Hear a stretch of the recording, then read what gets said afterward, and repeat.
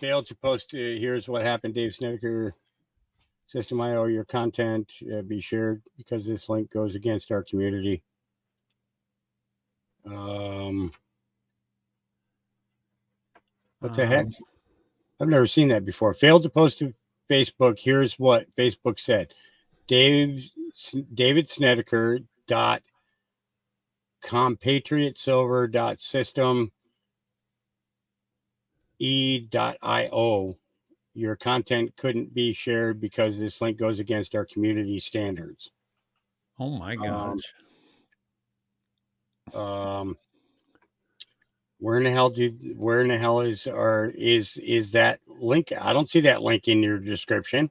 DavidSnedeker.com goes to that link. It's like a hyperlink. Okay, we'll just make a banner out of that then. Okay. Yeah, we'll just make a banner out of that. So, all right, I got that. Save changes. Okay. And let's get Facebook back on there. And go stream. Go live. It looks like we are live on all right.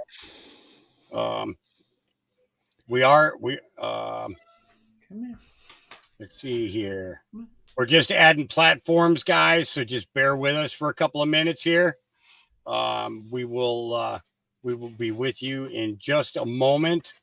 We want to make sure we're getting this out to as many platforms as possible in order to share everything that we possibly can in this period of time that we have. So just kind of bear with us, and we will get this all up and running here. Thank you for your patience. We love you guys, and we appreciate your patience working with us on this. Okay, so I'm not sure what the T is. Truthcast Media is giving us a hard time, so I'm going to reload that one again and see what happens, see if we get through on that one. It looks like we have okay, so we got one of the T's is up. The S's are giving us a hard time, so we'll probably have to add that one, Dave, or upload to it. So, okay, guys, welcome and good evening, mustard seeds and Sned heads from everywhere. We appreciate you guys joining us. Truthcast Media is a no-go. It won't take it. That's all right. Yeah. That's right. But we'll be able to copy the whole thing and send it right over to him. So that's not a problem. Exactly. Right. And I think we were trying to do 2 rumbles at the same time. So I think that was one of the reasons why that was kicking one of the. So we'll see if we can get one of them operating. And it looks like we got a check mark still. Nope.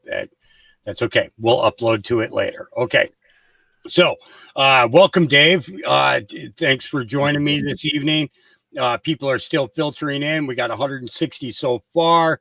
Those of you on Facebook that could drop the link into the groups. Dave, you know the names of the groups to tell them to drop it into. If you could elaborate on that, then they'll know who to send it out to, because I'd like to get as many of your Sned heads in here as possible. Yeah.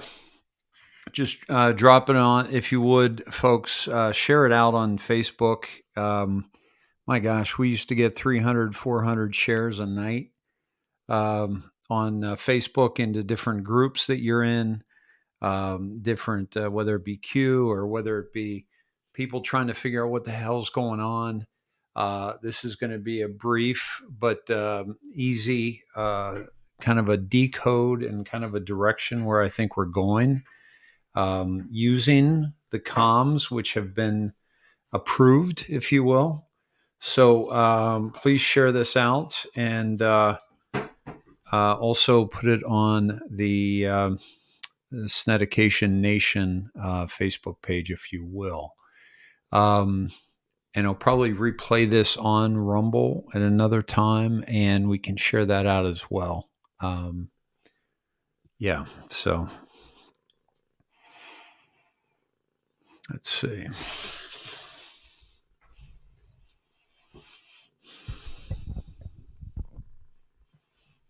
And I'm coming in loud and clear, Hawk. Yep, you're coming in great. Mrs. Kaloa Okula, I hope I said that right. What she means by that is that Cash Kelly is going to be out soon. Yeah, I believe it's just a couple of weeks away. I can't wait to see that. He was also there on J6 when you were up there, Dave. And he got snatched up in the first round. So he was in the first round of really? J6ers that were picked up. And he's just finishing his sentence. So he's getting ready to come home. His wonderful girlfriend there, Erica, has been taking care of all of their kids and doing an awesome job trying to hold it all together. That's you got to love it. When somebody supports you 100% for telling the truth and getting out there and standing up for your country, will carry on and keep things going while you're locked away and fighting for the country in more ways than one. And to me, he's been a prisoner of war, a political prisoner of war is how I see it. I don't see it as just somebody locked away, and I call it a political prisoner of war because with everything going on, in the world today, and knowing that DC is a foreign country, to me, that's a political prisoner of war. He's in a foreign country. He's not in America, kind of thing. I don't know if you agree or not, but yeah. I did that whole video from the Capitol on that. You're on my avatar, Hawk. I don't know why it always does that, but there you go. Yeah. But I talked about that. How I talked about the the coming down Mass Ave and seeing all the different countries, their embassies, and realizing that each of those embassies, the land that those embassies are on, is foreign soil. Mm-hmm. And then when I got down to the Capitol, I realized that our Capitol building is on foreign soil. Our White House is on foreign soil. The District of Columbia is not a part of Virginia. It's not a part of Maryland. It's not a part of the United States of America anymore than the Vatican is a part of Rome, or the city of London, the 1 mile square block in downtown London, is a part of England. Yep. These are privately controlled, privately owned by the Khazarian Mafia and the Jesuits. Well, I think that they're all, basically, it seems that we're not the only country that's government has turned itself into a corporation, like what happened here in 1871, basically Trump moving the embassy from Tel Aviv to Jerusalem was a big one, because at that point there, the corporation had already fallen. So this is so Jerusalem is actually the only footprint that we have outside of the United States that is not corporate owned.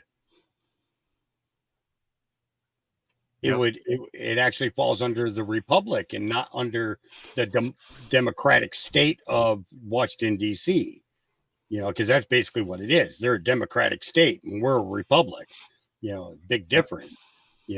I could be wrong on that, but that's just, how I perceive that. Well, they're a corporation, not a country, and the corporation has taken over the country. So it's, So let me get into, we're at about 270. Thanks for sharing out, everybody. Please continue to do so as we roll here. So we're all trying to, figure out what's going on here. And I just wanted to share a couple of comms that I think are viable, and as a way to think through this. We're getting some Q comms from Trump's speeches, and one of the Q comms from Trump's speeches is, let me pull this up here. I'm trying to do the screen layout here, Hawk. Got to do the share screen first, and then Okay. select your layout. All right. I mean, I don't mind that you make me look big and sexy, but it's just let's Yep. let's get the info on there. I see. Okay, I'm with you now. All right.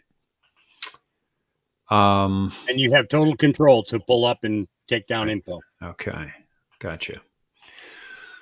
All right, so let's get into it, folks, shall we? Let me start with MJ Truth's retweet of President Trump's speech, and we're going to finish it with the end of the snake speech. With a grin, you knew damn well I was a snake before you took me in. Does that remind you? Does that remind you of anything? Be ready, because what they're allowing into our country is very, very bad. With a grin. Dave, did you happen to hit the share audio? Because it sounds like it's coming through your microphone. Oh, shoot. You know what? Because it's not in. Oh man, this is a problem.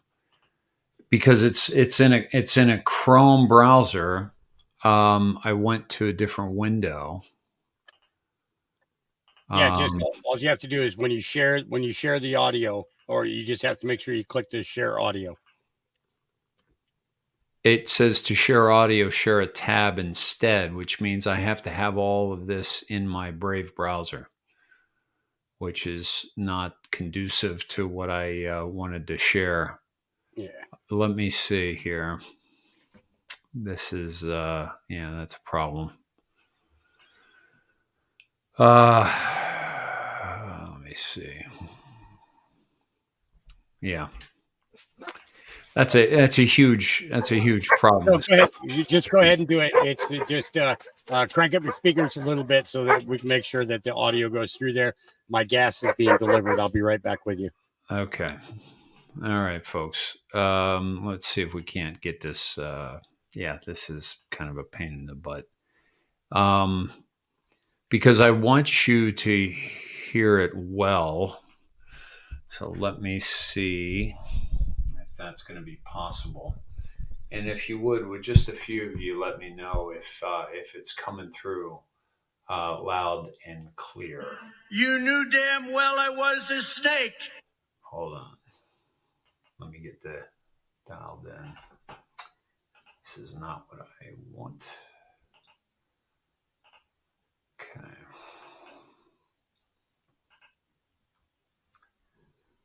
Well, what I'll do, let's do this instead. Okay. I'm just going to copy and paste the different. For crying out loud.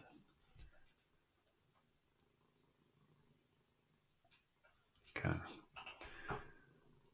All right. So if you do the thing that you're trying to do as a tab, it'll accept that, but it won't accept it from another window. So that means I have to have everything in Brave browser. So thanks for bearing with me here, folks. Yeah, this is it. It hasn't gotten easier, by the way. This is to do this kind of stuff. You would think it is, but it's not. So let me play this for you.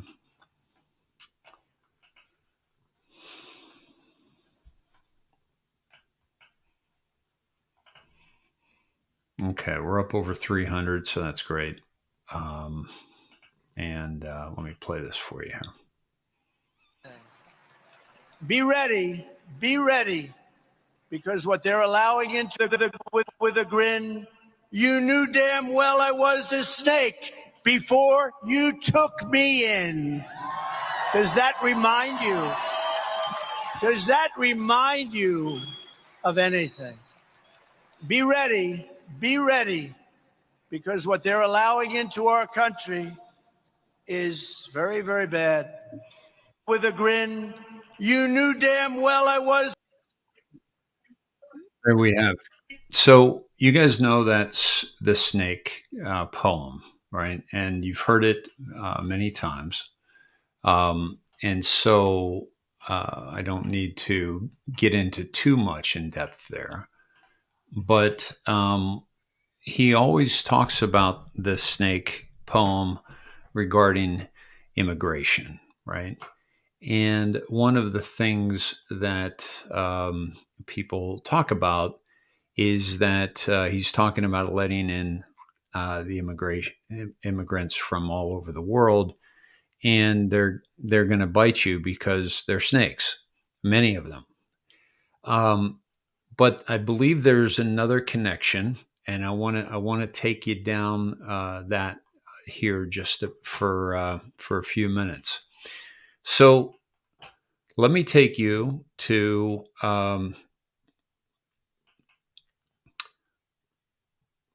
the writer of the snake poem. His name is Oscar Brown Jr. And Oscar Brown Jr. was a singer-songwriter, playwright, poet, civil rights activist, and an actor. He also ran for office, Illinois state legislature, and also the U.S. Congress, but he lost both races. Although he did help a race with a Chicago politician. Oscar Brown Jr.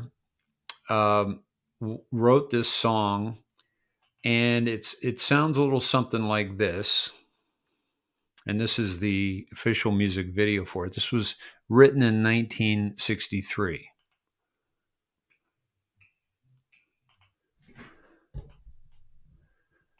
Way to work one morning down the path alongside the lake. So it sounds a bit like that, but I don't want to play it for you because I don't want to get Hawk slammed for copyright violation. But you can find that under Soul Jazz, Oscar Brown Jr., The Snake. Al Wilson also covered it. Both of these were done in terms of The Snake by Oscar Brown was done in 63. Al Wilson did it in 68, made it famous there. Now, Oscar Brown was deep into Chicago politics. Well, who else has been deep into Chicago politics?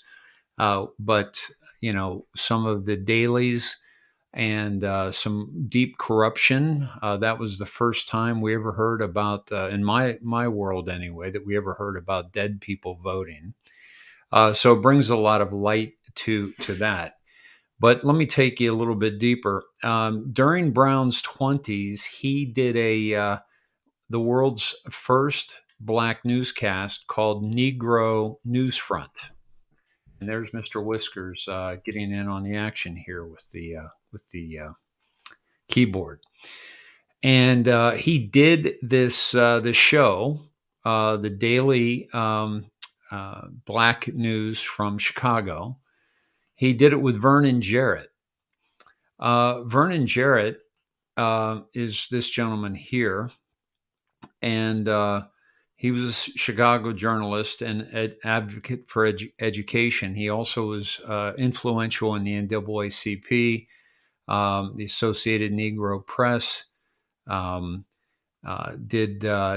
was a part of numerous documentaries, the subject of which on BBC, ABC, also worked for the Chicago Sun-Times. Now, it looks like he did some amazing things, helped found the NAACP and some other things for the Black people of Chicago. And also, what's notable is that sometimes he would have Oliver Brown Jr. actually would have, he produced this with Vernon Jarrett, but Oliver Brown would have as a co-host some Chicago children. I don't want to read too much into the children there, but we're learning more and more about those types of operations. But at any rate, this Vernon Jarrett ends up having two sons. One of those sons, Michael, married somebody that by the name of Valerie Bowman. Valerie Bowman, we now know as Valerie Jarrett. Okay. Valerie Jarrett was in the room, during the Flynn unmasking. Valerie Jarrett was living with Obama after he left the presidency and Trump came into office as a shadow government, if you will. Any deep state action, black hat action that we see, we know is not being done with fake Joe Biden. But the speculation is that it's coming from the Obama administration. This is Obama's right hand right here, Valerie Jarrett. So I believe that this snake is being used not just for its significance, as we know there's many different interpretations that we find through Trump's codes and comms and also Qs.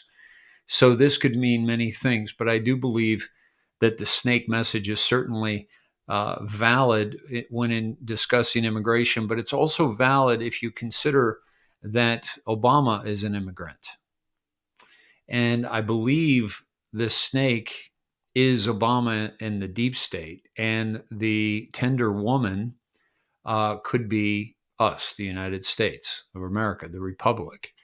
And we also know a great deal about Valerie Jarrett and her ties to Islam, the Muslim Brotherhood, through Huma Abedin.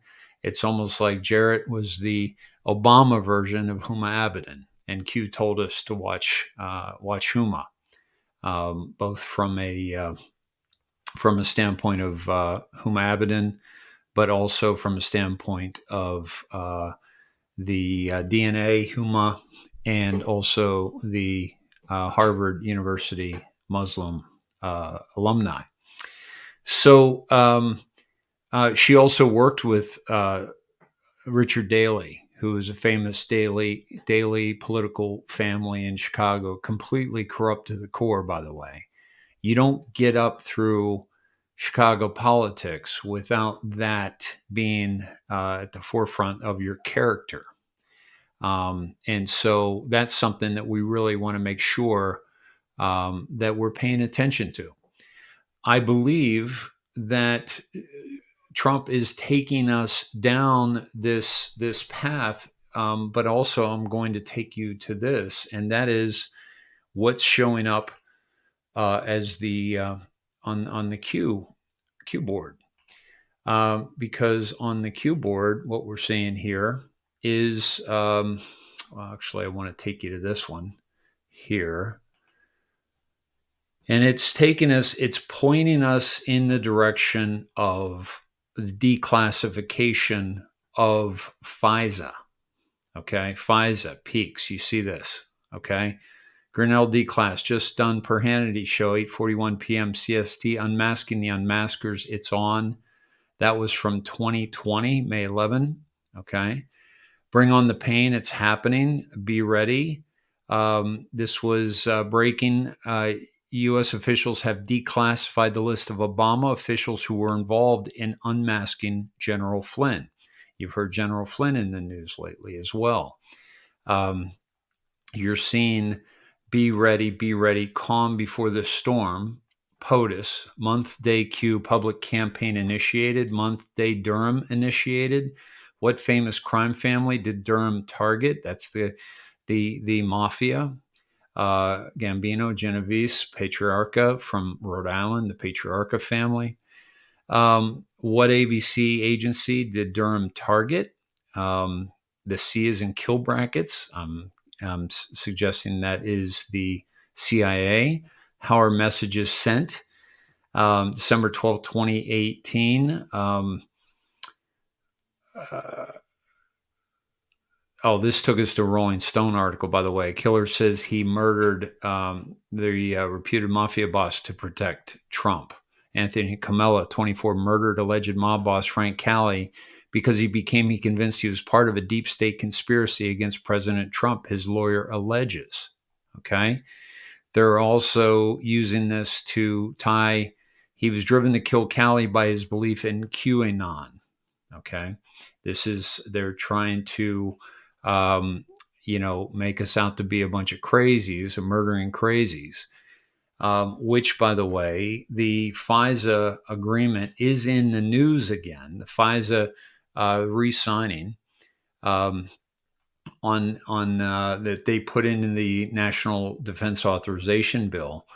The problem is they didn't make adjustments. They're still spying on U.S. citizens. The 702 section is derived foreign intelligence for information about U.S. citizens. That gets into the 5I. We're getting the information from other countries. And what are they going after? U.S. campaign donors, George Floyd protesters, and January 6 riot suspects. That's the big one, okay? They're trying to get information about those, and they're using this against U.S. citizens, which is not okay. Folks, that was just re-signed yesterday, okay? That was re-signed yesterday. Trump said, be ready, okay? And in that be ready, it talks about, he directs us into the Q drops, which are 21 be readies, 21 think blackjack, think JFK. And I'll get into that in a minute. But we have the be readies, new eyes, new proofs. Marine One, proofs forthcoming. Air Force One inside, thereafter more and more. We've heard that Trump would be insulated, the POTUS would be insulated and out of risk, out of harm's way, and possibly on Air Force One when things go down. But here's the one I wanted to take you to, okay? And that is that poem that he said right before he said, be ready, was written in 1963. It was mentioned 21 times in the Q drops, which is JFK Jr. Blackjack is his Secret Service code name.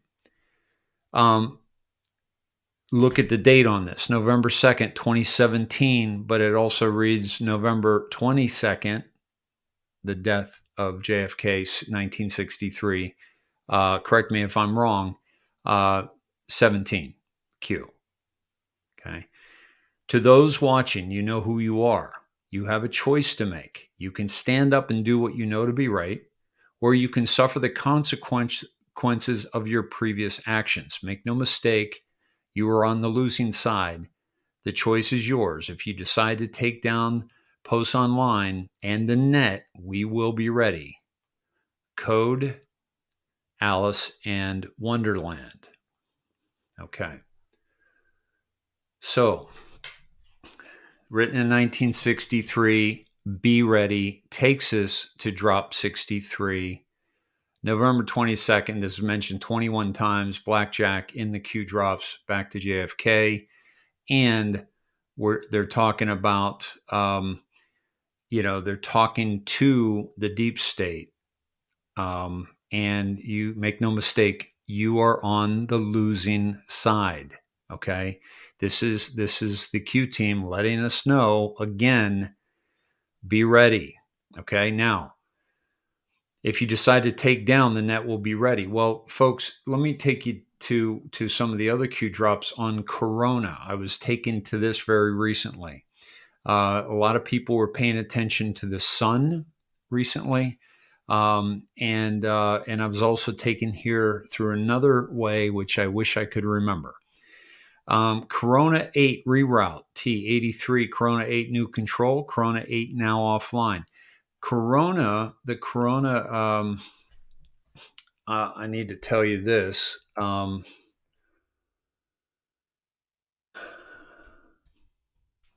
sec. I want to take you with me here. The Corona satellites. The Corona program was a series of American strategic reconnaissance satellites produced and operated by the CIA. Remember, that was mentioned earlier with William Barr, with substantial assistance from the U.S. Air Force. The Corona satellites were used for photographic surveillance of the Soviet Union, China, and other areas beginning in June 1959 and ending in May 1972. It gets into more about Sputnik. We've talked about that and how they pierced the firmament here with Musk's recent rocket, which I proved on Nino Rodriguez's show with video. The Soviet launched Sputnik 1, that was 57. They realized they hit something, and so they started launching nuclear weapons into the sky. They called it, the U.S. program was called Operation Fishbowl, because they realized that they were in a fishbowl. Okay, so we have that. Now the Corona started under the name Discoverer. Okay, but what Corona was doing, it was dubbed Keyhole, or KH. Okay, launched from 1959 to 72. My friends, Keyhole is what was Google Earth, basically, before it was Google Earth. Keyhole was given to Sergey Brin. This was a part of that. This was a part of the DARPA program and a part of the big tech collusion with the government. Went back as it was happening under Obama, and so many of these things, and even before. But this was the Keyhole program that started Google Earth. So when you're looking through Google Earth, you're seeing something that was maybe a picture taken a couple of years ago. What they have now, they can see us live with the technology they have now. Now, what I'm taking this to mean is, if you look at all the Coronas offline, Blind Eyes in the Sky, Shall We Play a Game? I believe they've taken Snow White 6 is now offline. That's one of them as well. I'm sorry, Snow White is actually the supercomputer, the 7 supercomputers that all have the names Dopey, Grumpy, Bashful, all the names of the dwarfs. But seals are wonderful creatures. Heard they work fast at capturing their prey. Let me get this. Let me get you up here with me, so that we're on the same page. There we go. So these are all Corona offlines. This is the takedown, I believe, of the CIA satellite program that continued on. And I believe that that's been replaced by Starlink. Now, I've spoken very strongly of Elon Musk being a white hat operative. The white hats are using him. That he's basically, I think, saving his life by doing the things that he's doing. And I think it's not just with Twitter, but I also think it's with Starlink. So what Q is telling us is that if the deep state tries to take down the boards, they have control of the satellite system, okay? And thus will have control of the narrative as well, all right? So they're going to be able to show us whatever it is they are wanting to show us. So this is so I wanted to share that part of it. Now, the FISA reform was just a day ago, and here this speech by Trump took us into multiple drops on FISA.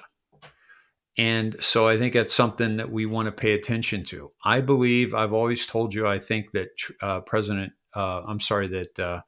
either President Obama or Hillary is going to be the first arrest.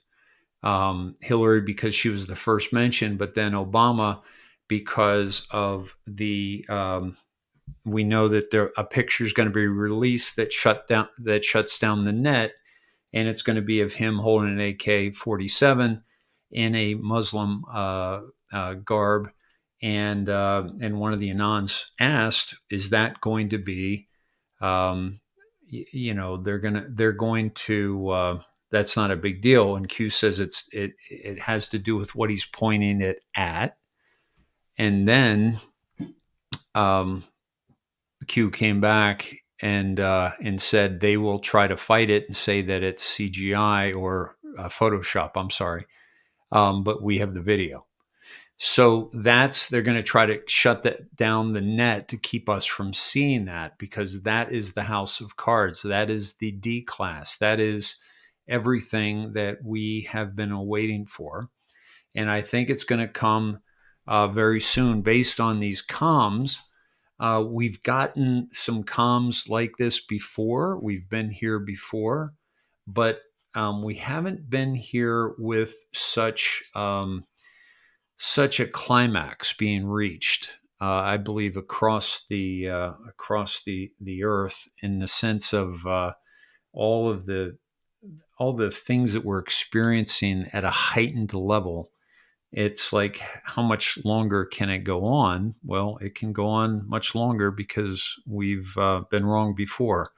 But I do believe that certainly there are two sides of the triangle yet to fall. Saudi Arabia's fallen. We're awaiting the fall of the Rothschild, which we're seeing with the central bank.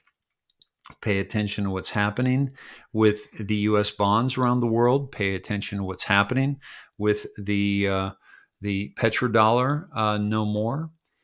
Pay attention what's happening with China's Evergrande. Pay attention to what's happening with the supply chain, which is now no longer moving through the Red Sea. About 70% of the boats are now going to go around Cape Horn. And that's going to add 40% time and fuel and delay to the deliveries, especially over Christmas. And so this seems to be all heating up quite nicely. And also Soros is also going to be the third side of the triangle besides the Rothschilds. Rothschilds, obviously, Israel's being exposed.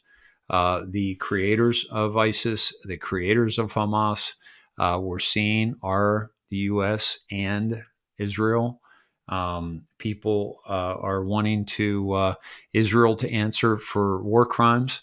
They're also wanting the U.S. and Ukraine to answer for war crimes. And that takes us back, my friends, to over a year and a half ago when I reported that the bioweapons labs in Ukraine, that there were 11 of them. And we actually showed you from the Wayback Machine what that looked like and why they were and how they were funded by the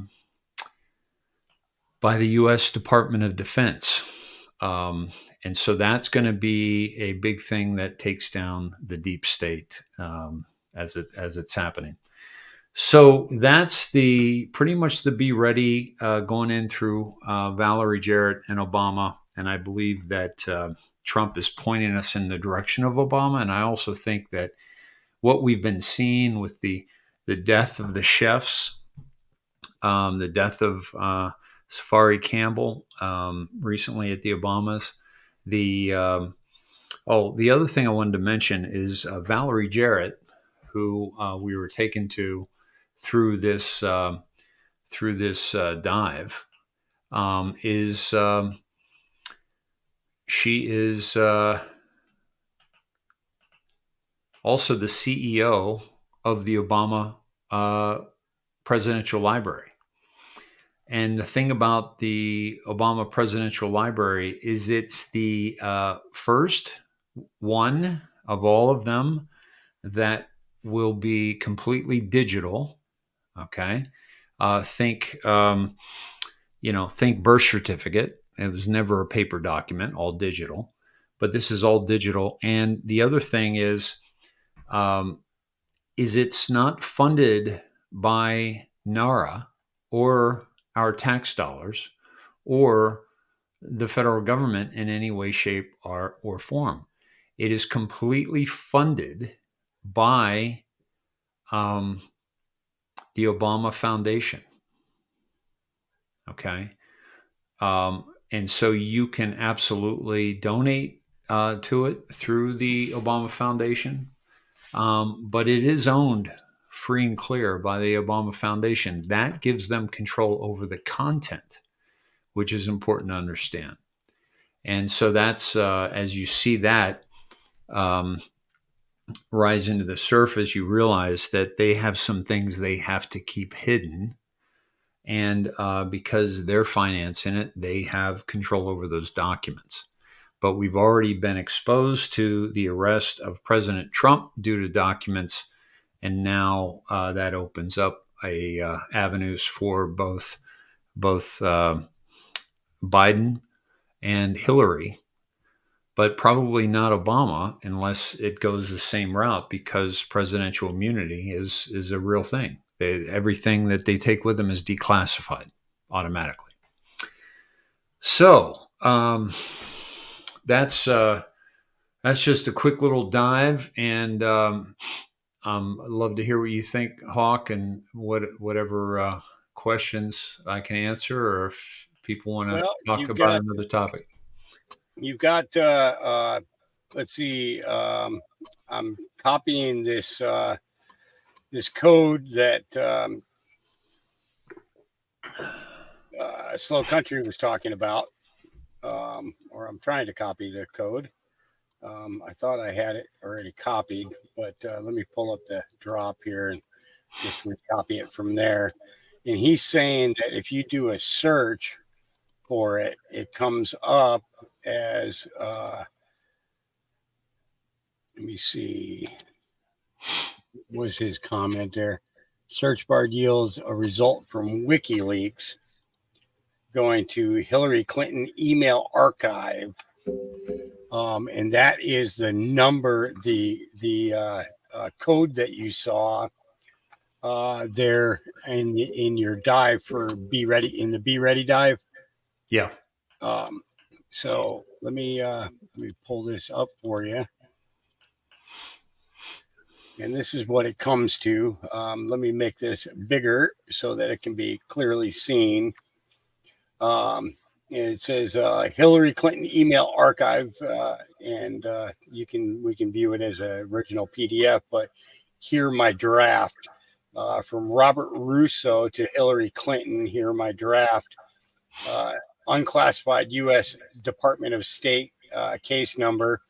And that is 12/31/2015, release in Part B6. Let's get down to the context. This is yeah, I remember this. Yeah. So Carlos Pascual's email, and then there was a return. Dear Hillary, a few meetings ago, we talked about how we, U.S. companies and the USG, can help other countries develop the shale oil and gas with hydraulic fracking in an environmentally responsible way.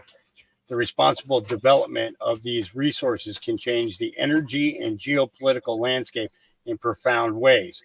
The DOE points to contact who can support state Chuck McConnell. Oh boy. Charles McConnell, along with his phone number there. Isn't that nice? Chuck McConnell, What's he doing as the Secretary for Fossil Energy?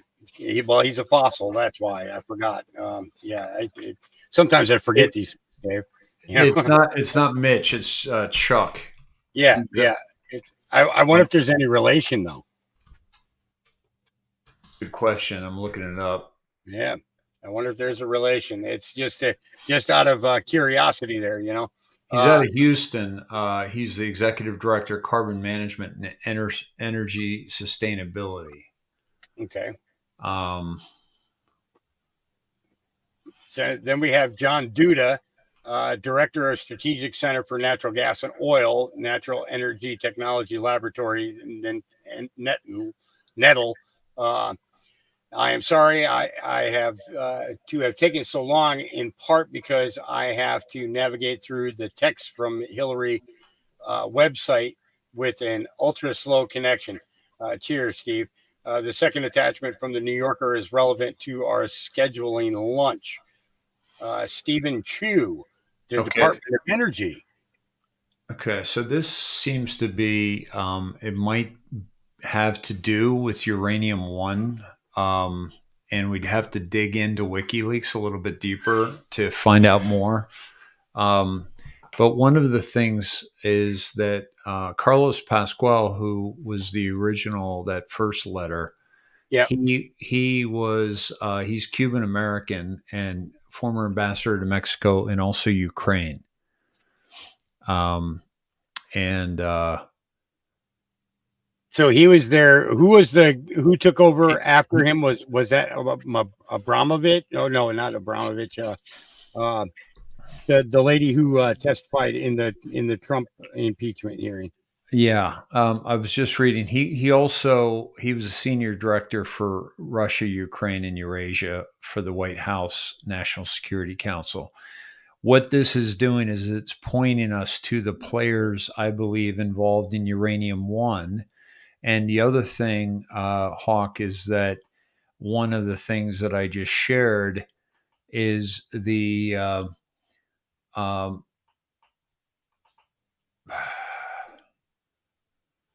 on the Be Ready as it went into the FISA.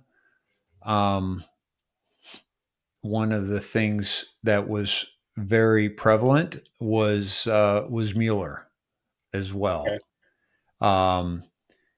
And Mueller and James Comey, traitors one and all. Okay. So, Mueller was also the one that hand delivered the uranium to Russia for approval for that deal. Okay. So good stuff, Slow, on that.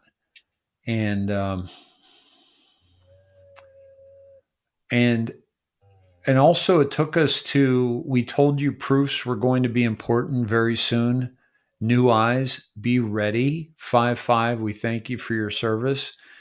New Eyes may refer to Five Eyes, but it also, I think, refers to primarily us. New people waking up. That we have new eyes, yes. Yep. And that we told you proofs are going to be important very soon. We're getting a lot of proofs right now, okay? From Trump speeches, from tweets, from timestamps, from news unlocking the maps, and from deltas. We're getting a lot of proofs. So we need to be ready. We need to loud and clear. We thank you for your service. And that's, we've been information warriors, and I think it also goes to the boots on the ground. We stand, we fight together. Organized riots being planned, countermeasures in place, resistance far smaller than portrayed by MSM. Attacks will intensify. You collectively are a massive threat. Censorship applied to scale down impact reach. It's failing. Trust yourself. Public awakening. We're seeing all this. The censorship, it's failing. Q&A Saturday, time to be determined. That was, something that occurred on the boards. So we are being exposed to some things. Like here's another, speech of Trump, where he.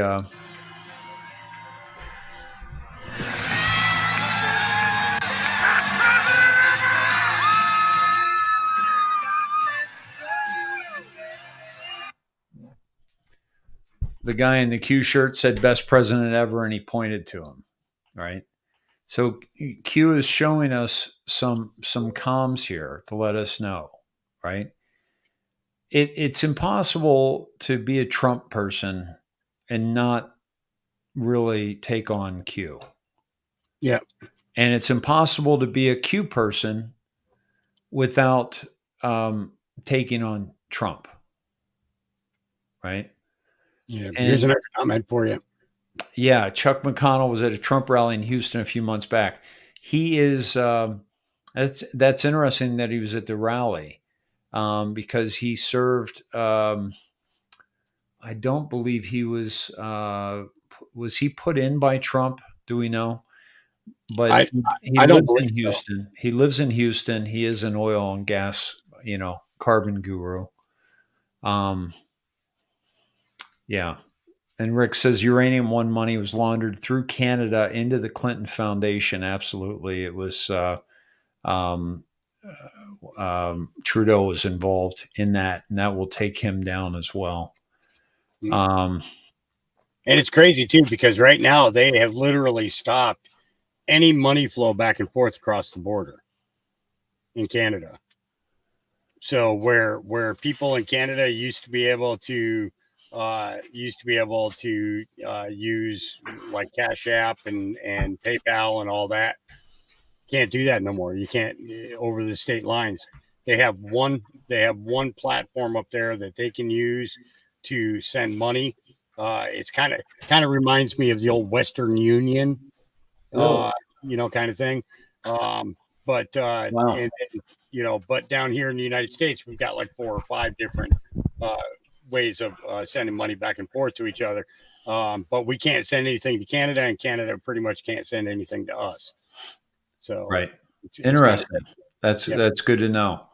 And some, crazy stuff's going down with, I mean, the markets are propped up right now. It's unbelievable how they're clinging on, it seems, for dear life. I've heard some things that, we're going to, shift on December 31st to January 1st, but there's no real proof of that. Somebody was actually made a comment earlier today that it's like we're supposed to be in 2012, not 2023. And I'm like, okay, now how did you get into my stash? What is that on a different calendar or something? It's got to be. It has to be, because I mean, let's see, we're on the which calendar are we on? Right? Are we on Gregorian or Julian? I believe Gregorian. Okay, so if we're on the Gregorian calendar and we switch to the Julian calendar, I would be interested to know what the date would be on the Julian calendar. But it's kind of you were talking the last time we got together, about the fact that there's only supposed to be 28 days to the month, that there's supposed to be 13 months to the year, and you talked about the turtles. The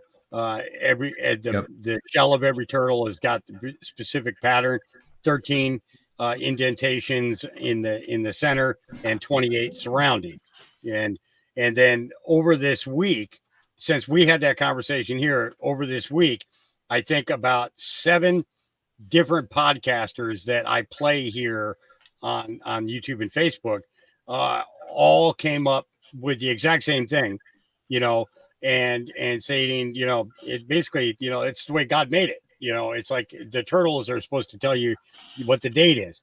And I unfortunately have not found a turtle to ask him. But it seems kind of they too fast for you, Hawk. Yeah, well, it no, they just stay away from this place because of the dogs. I did. The first year I was out here, the dogs did grab a turtle from the creek and bring him up. Since then, I haven't seen a dang turtle around here at all. So we've got seems like they're pointing us in the right direction, but basically we're hearing a lot of things that's going to happen, and it's very believable because of the financial situation. Now, again, I've talked about this at length, and that is that the reason why it had to be this way is because we needed to learn this for ourselves. We needed to awaken on our own. Almost like, we need to, as a child, when we put money towards a bike along with our parents, we take better care of that bike. Yep.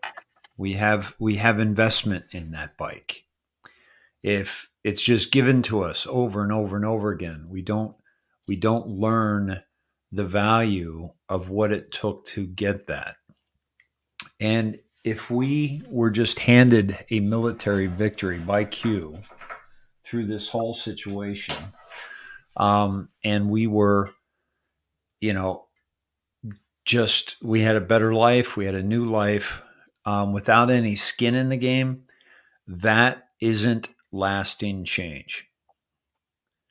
That is not lasting change for humanity. That is a panacea. That is a Band-Aid that will cover up the problem, that we will then fall into the same problem once again. Some people are mentioning Phil Godlewski in the chat. Look at how many people are falling for him and his story and what he tells them. Look how many people are going to him. Look at how many people sit and listen to Charlie Ward still.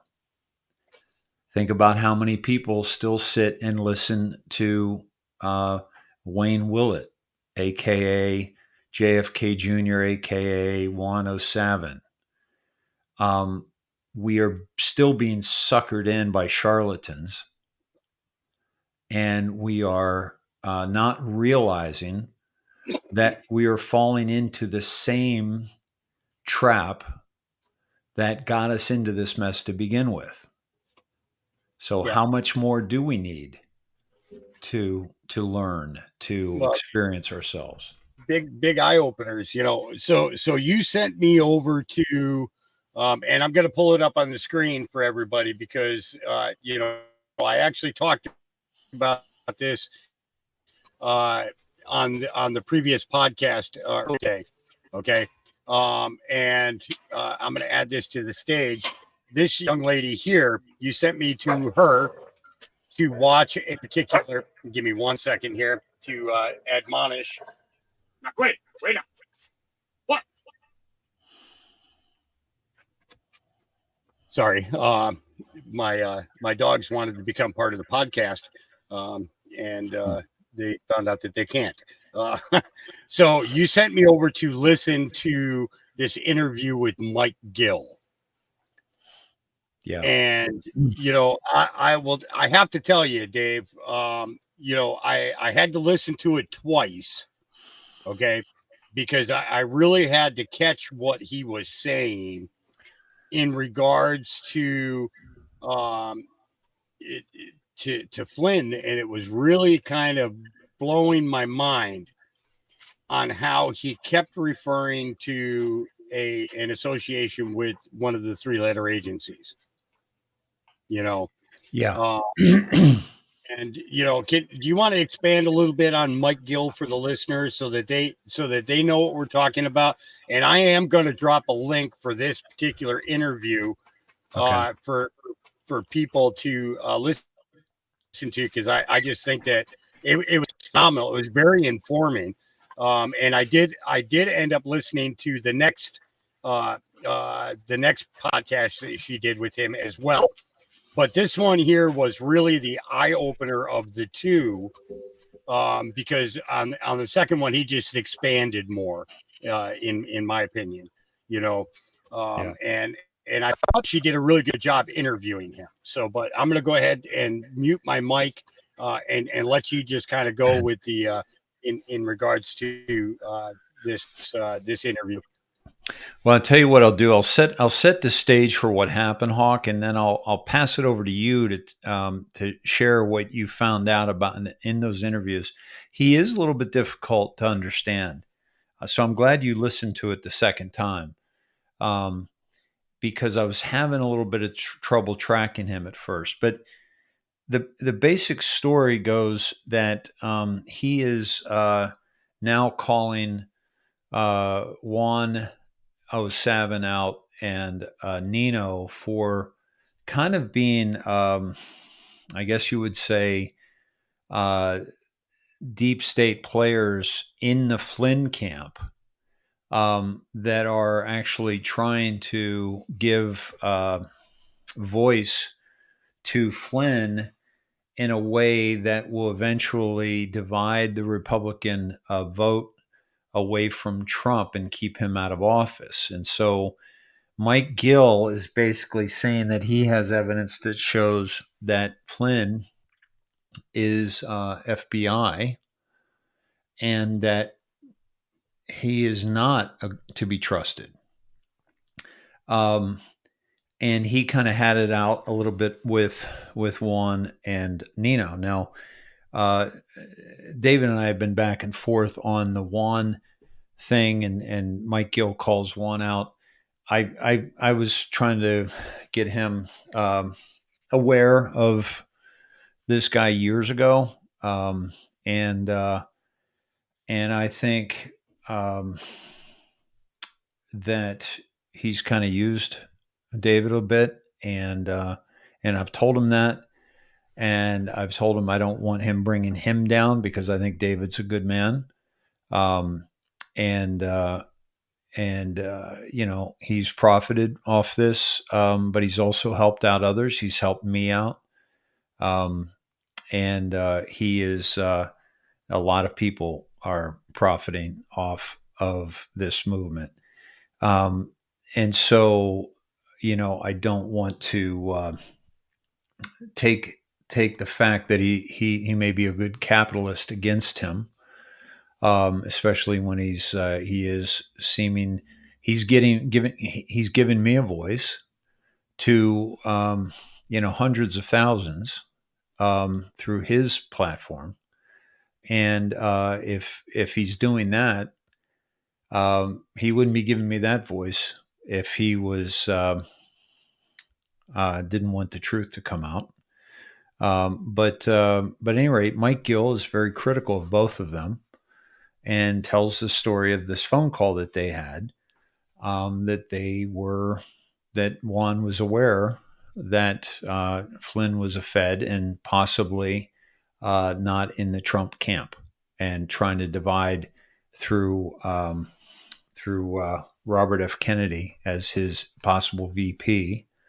And his brother Joe, Mike's brother Joe, supposedly supports Robert F. Kennedy already.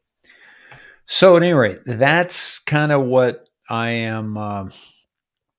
That's kind of what my take on what's happened so far, and so why don't you take it away from there, Hawk?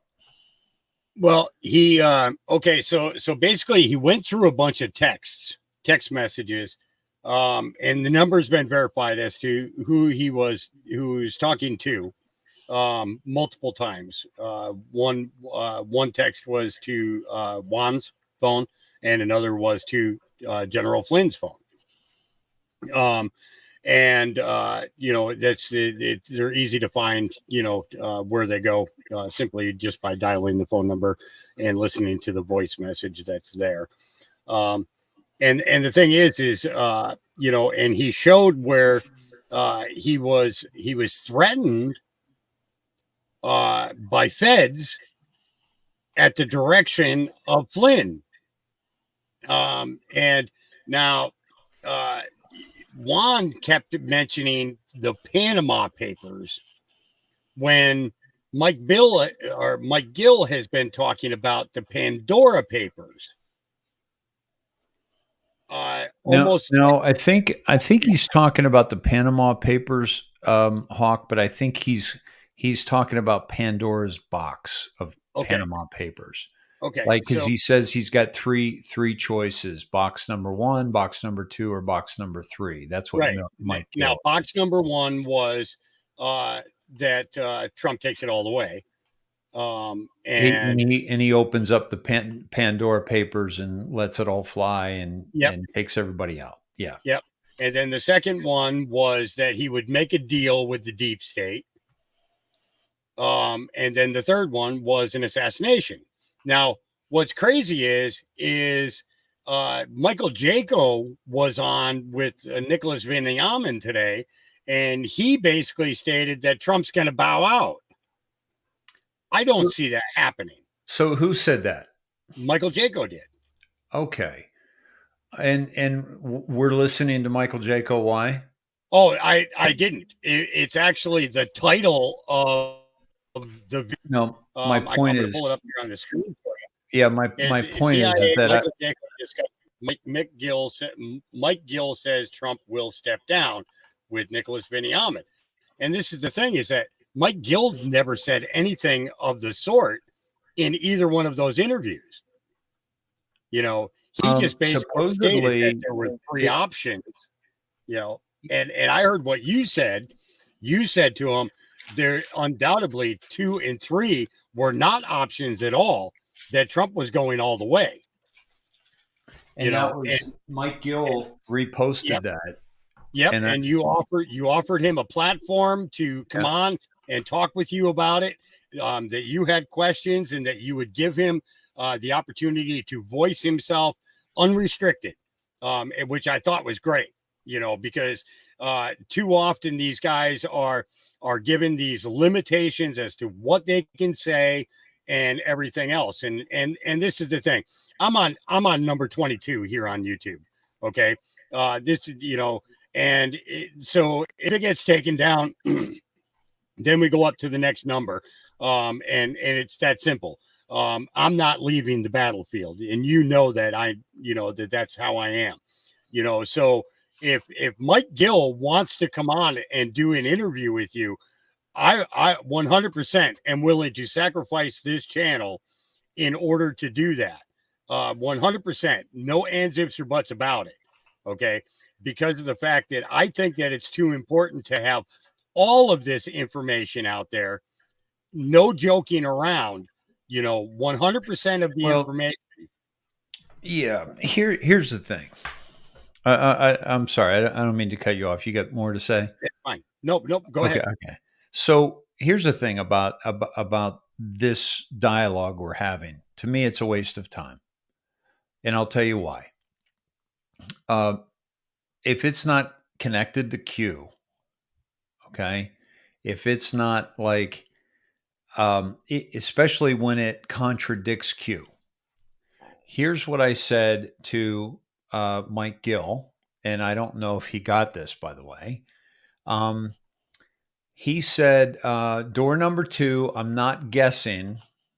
And basically, he's linking us to Michael Jaco's account, where it says Trump has 3 doors to choose from. 1, open Pandora Papers exposing the deep state, actors, and money laundering. 2, sign a deal with the deep state and step out of the presidential race and live your life as normal. 3, continue doing nothing leads to assassination. Now, what I'm getting from this is, first of all, this is, to me, not a credible source, honestly. I don't know Jaco, but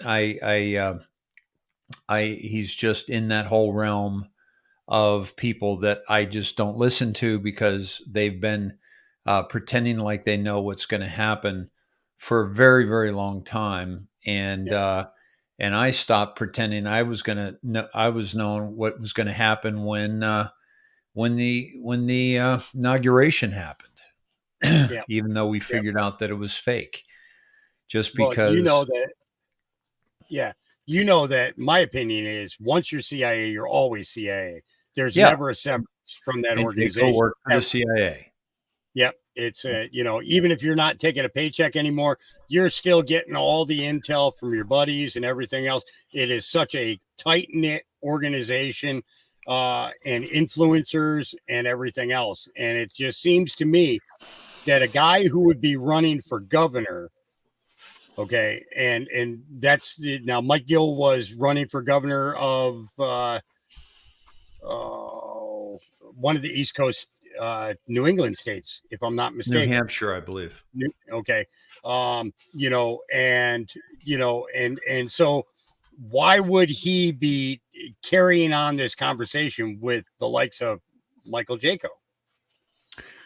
Well, he's also been carrying on conversations with, Wayne Willett, Boots. So, I can't speak for him, but, there's,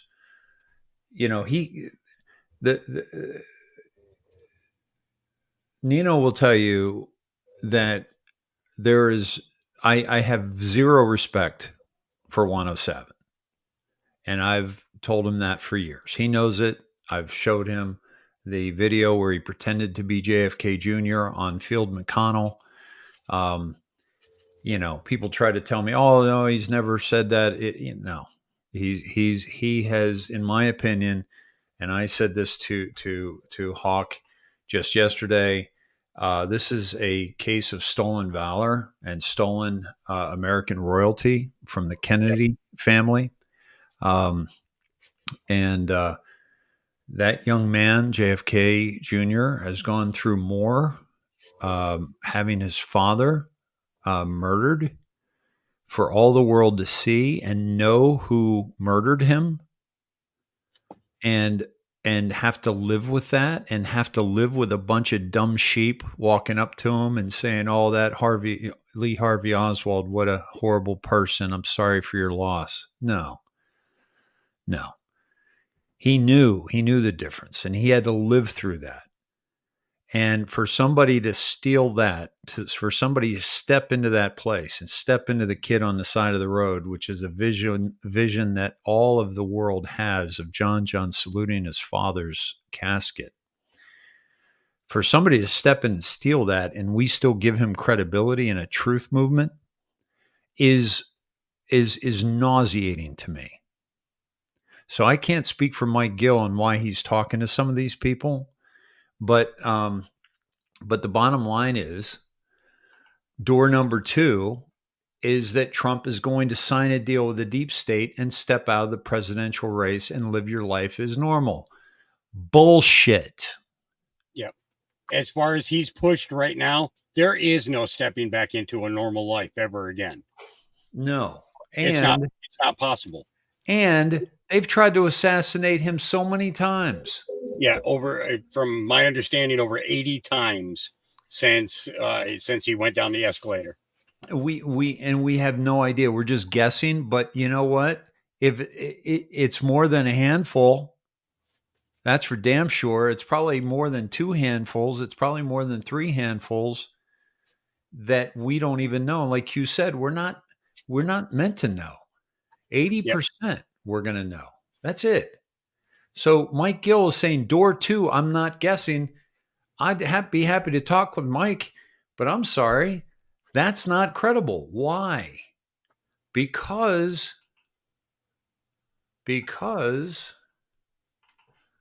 I'm going to show you. In my opinion, he's already exposed way too many of them and the shenanigans that they've been up to, and basically showed so many Americans who these people really are. Yeah. And there is no coming back from that. whatsoever. No. I've said, you know, how are these people going to be? People are already losing credibility. Okay, people are already losing credibility because they're given enough time to talk. All right, they're given enough rope to hang themselves. November 1st, 2017, drop 35. Now, again, folks, this, what I'm showing you right now, is the Q board, which has seen the future, predicted the future multiple times. We've had multiple Q proofs. We've had things that can't even be explained. I was just on a Spaces earlier, which is why I was late coming tonight. I was on a Spaces on X, and Sir Oliver invited me on into the pond, and they were talking about Q and AI and the role that AI has played in this. We just hit 500 people. So folks, thanks for sharing this out. Great job getting the word out and getting some more Snedz into the mustard seeds. So this is something that you know that I have been all in on for quite some time, and that is continuously giving me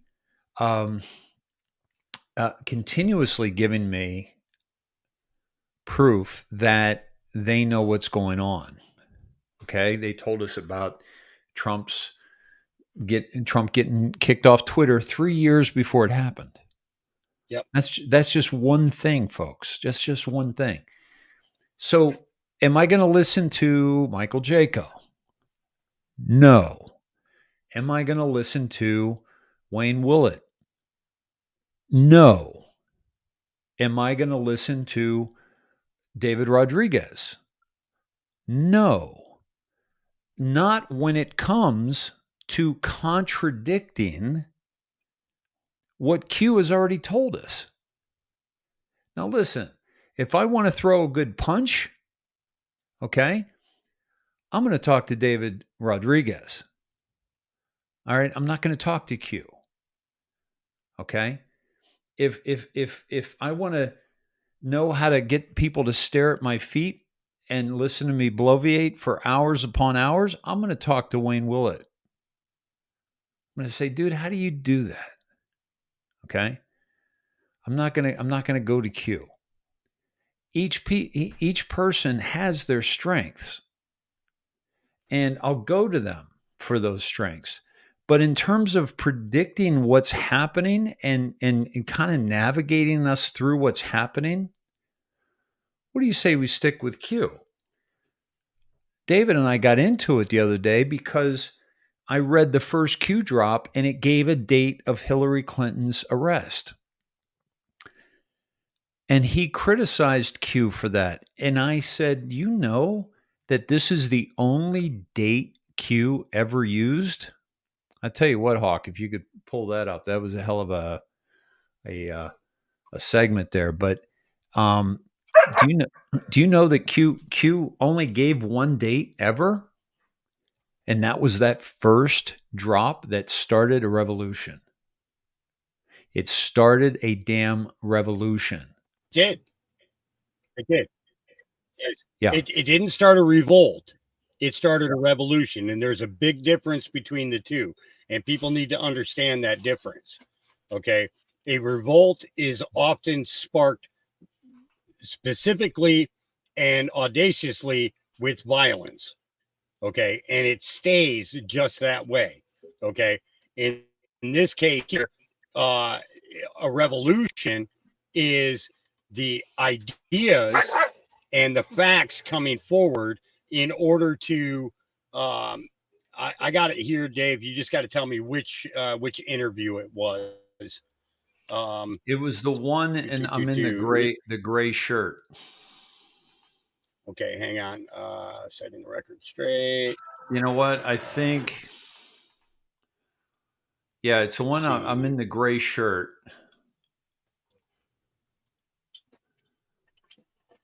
Come on. Go up to search. Wait a second. Why does it seem like he removed a whole bunch of videos? No, it's just a different format. Yeah, he's got a day ago, 3 days ago, 5 days ago, 6 days ago, 12 days ago, and it goes back to 14 hours ago.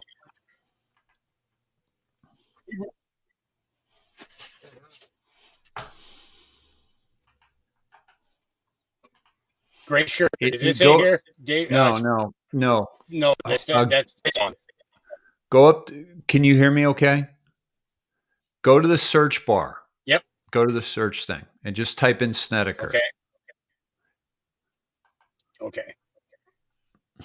Wow, that's a totally different way of looking at his list of videos, because he's always had them. This one here, gray T-shirt, indoctrination T-shirt. Yep. And go to frazzled drip. Okay. Go to about 59 in, I think. 59 minutes in. Okay, we're gonna pause that there so we can just now again listen, this guy's become a friend of mine. I love him, and I think he's doing some really good stuff. I've challenged him. Go ahead and click off the sound for the intro. I've absolutely I just don't like some of the people he has on, and I've told him that. I feel like he's been suckered into. It's his business too, right? And he's and I'll tell you what, I feel like he's been suckered into a bunch of people that. Okay, you said the 50 what mark? 59, I think.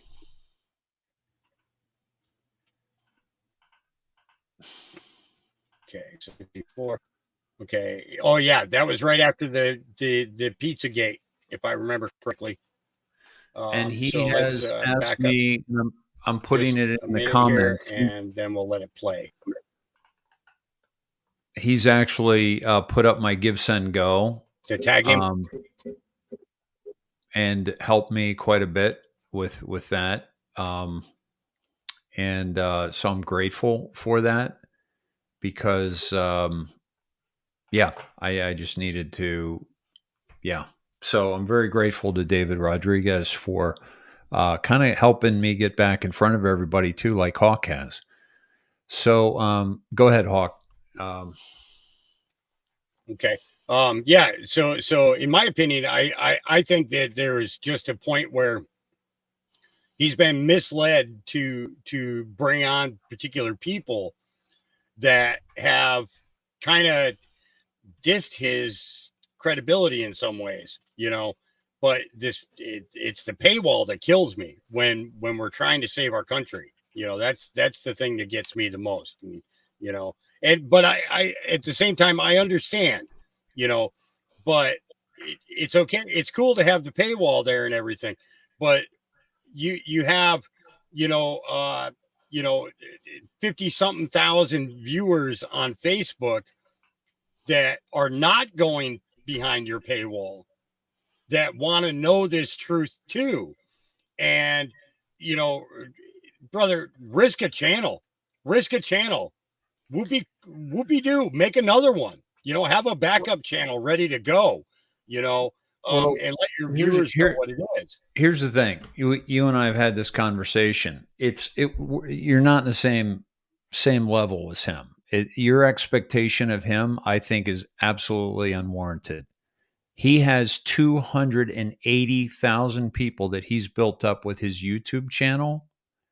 Now, do I agree with you that he should, maybe do a Rumble channel, right? Right. I think, he's not going to get that kicked off, and he still saves his YouTube channel.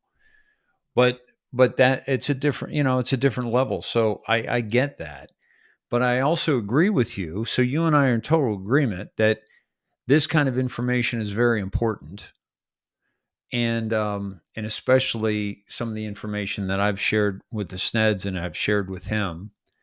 But and that should not be behind a paywall. I absolutely 100% agree with you. Yeah, it's my And thing yet, is, we're both trying to save the country. yeah, absolutely. It's that, it's at this point here, at this point of the game, with everything that's coming out, especially as fast as it's coming out. Okay, we really, really need to get this into a mode where, where we're all fighting for the same thing. Okay, the freedom of every single American. Okay. Yep. And getting that and understanding that as a Marine, I understand that more than he ever would, you know, from his background, you know what I mean? So I understand it from the front line. Okay. And I may not have as many viewers, and I don't get the fancy dancy interviews and everything else. But the fact of the matter is I bring the truth here because, it's like you said, there's a certain point where you can't expect to wake people up anymore. Okay. That it's time to just reawaken the lions that are taking naps right now. Okay. And it's true. There are some people who are basically taking naps right now. They've researched and researched and researched for the last 5 years. I totally get that, and that's totally understandable, but I have too much faith in humanity and my fellow American that we can wake up millions more. And with the notoriety that his name carries, he could really be we could say it. He could be the colonel or the general in the front leading a movement of truth that goes far beyond what a lot of these guys are putting out these days, and to me, that is more important. That that we wake up every American that we possibly can. No joke about it. Everything right out there in the open. And I agree with you. If it was just going on to Rumble, I wouldn't have a problem. I really wouldn't. Sure, keep your .tv. X22's got a .tv. They have and we know it's got a .tv. Melissa Red Pill, well, actually, no, she doesn't have a .tv. But a lot of them do. And by the way, I was trying to set up something like that, but I did not set up a paywall.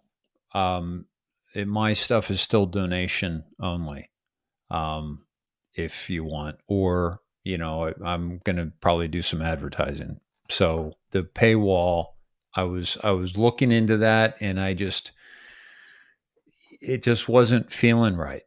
Honestly, it was just not like I was jumping through so many hoops. But I'm also in financial straits right now as well, like really bad. And so, we're all suffering. But the people that are doing this, every day, but are not, not making money from it, it's taken a real toll on a lot of people. And but it is what it is. But at any rate, why don't we let this play? And I've go ahead, bud. Okay, here we go. We're speculating. We're not sure. Absolutely. Okay. Absolutely. I got to make that clear for my audience, and we're not sure. We're just speculating, correct? So when I shared, the whole Firmament thing, right? It I have, as much as possible, when we're in this fight and we're trying to find the good information, I try to rely on myself as much as possible to be discerning and to find that out. The minute we take information from somebody else, we're handing over our brain. We're handing over our mind. And I want us to use our minds. And what I've followed all along, no outside comms with Q. Q mentioned 3 dates. That was it. And that was a long time ago. And 2 of those dates were military code, the military law manual. Only 1 date was specifically a date that was Hillary prediction. Clinton's arrest. That was Hillary Clinton's arrest. And that would have had to have happened this last time. This last. Right? Yeah. October 31st. And now they said 2017. Okay. But October 31st. Now, the other thing is that on a Monday or something like that, right? Yeah. Yeah. That would have landed this last October. I'll pull it up real quick.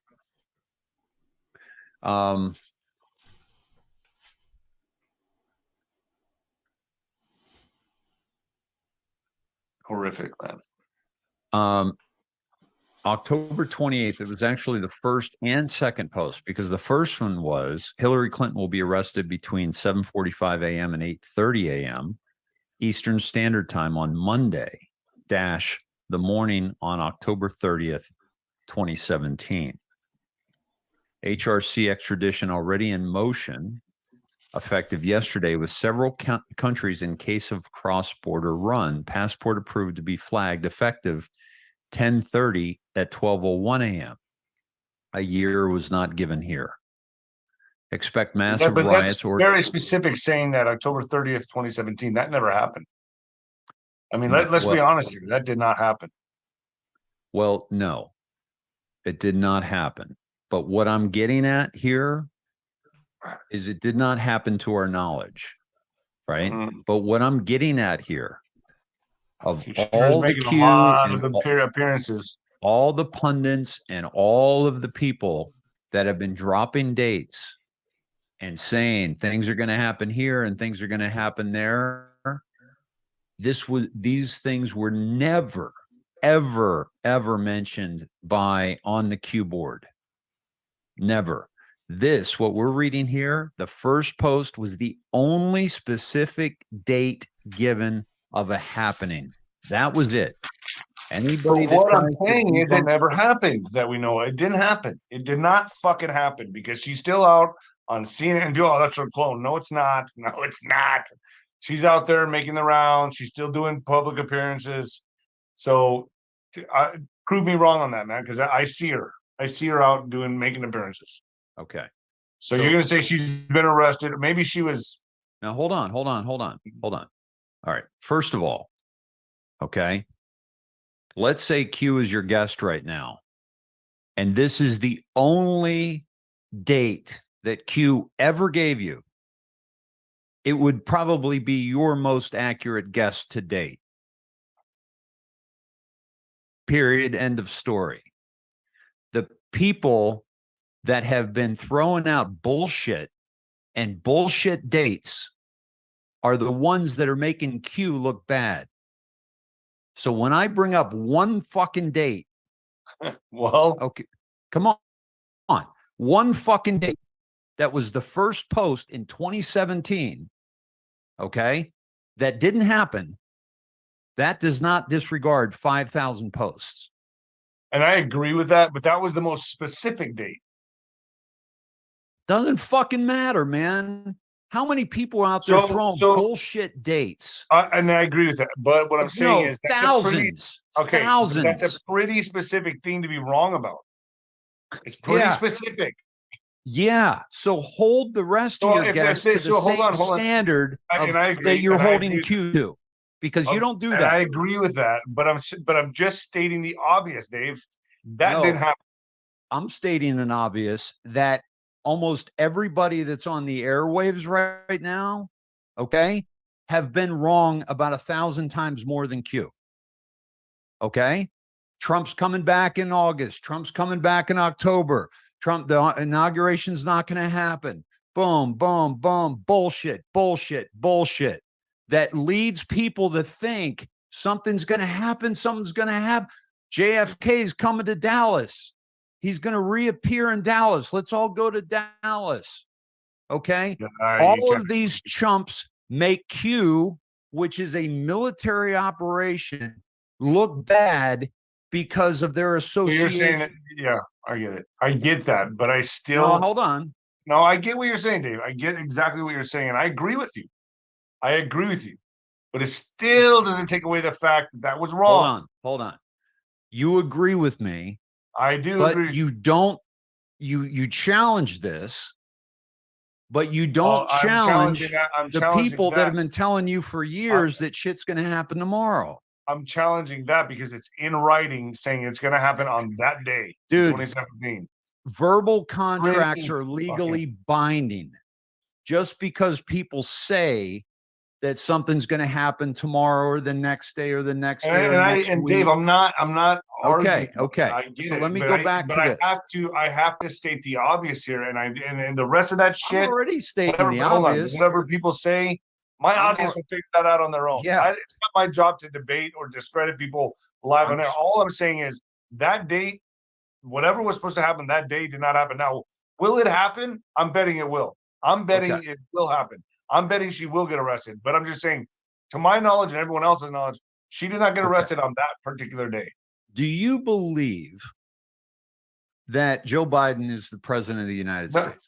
Absolutely not. And I think there's actors playing him. But I think, hold on. I don't know. I think there's actors playing him. I agree. So He knows that there's actors playing Joe Biden, but there can never be an actor of Hillary Clinton. Right. Okay. Yeah. Listen to what he just said. Okay. That I know that it's an actor playing Joe Biden, but there can't be an actor of Hillary Clinton. Okay. How many different appearances have we seen of Hillary Clinton over the last 5 years? Yeah, a lot. Okay. A lot. Different style hair, and then 3 days later she's on a different program with a totally different hairstyle, short hair, or a lot shorter hair, puffier cheeks, marks under her eyes, bags, the bags under the eyes type thing. You understand what I'm saying here, Dave? Okay. It's like I'm listening to him, and instead of listening, I'm hearing. Those with eyes see, those with ears hear. Okay. And I'm hearing what he's saying. Okay. It's cool that Joe Biden has actors playing him and others that have actors playing him, but there's no possibility that Hillary Clinton is. It's interesting that you stopped at that and you brought this up because those don't contradict Q.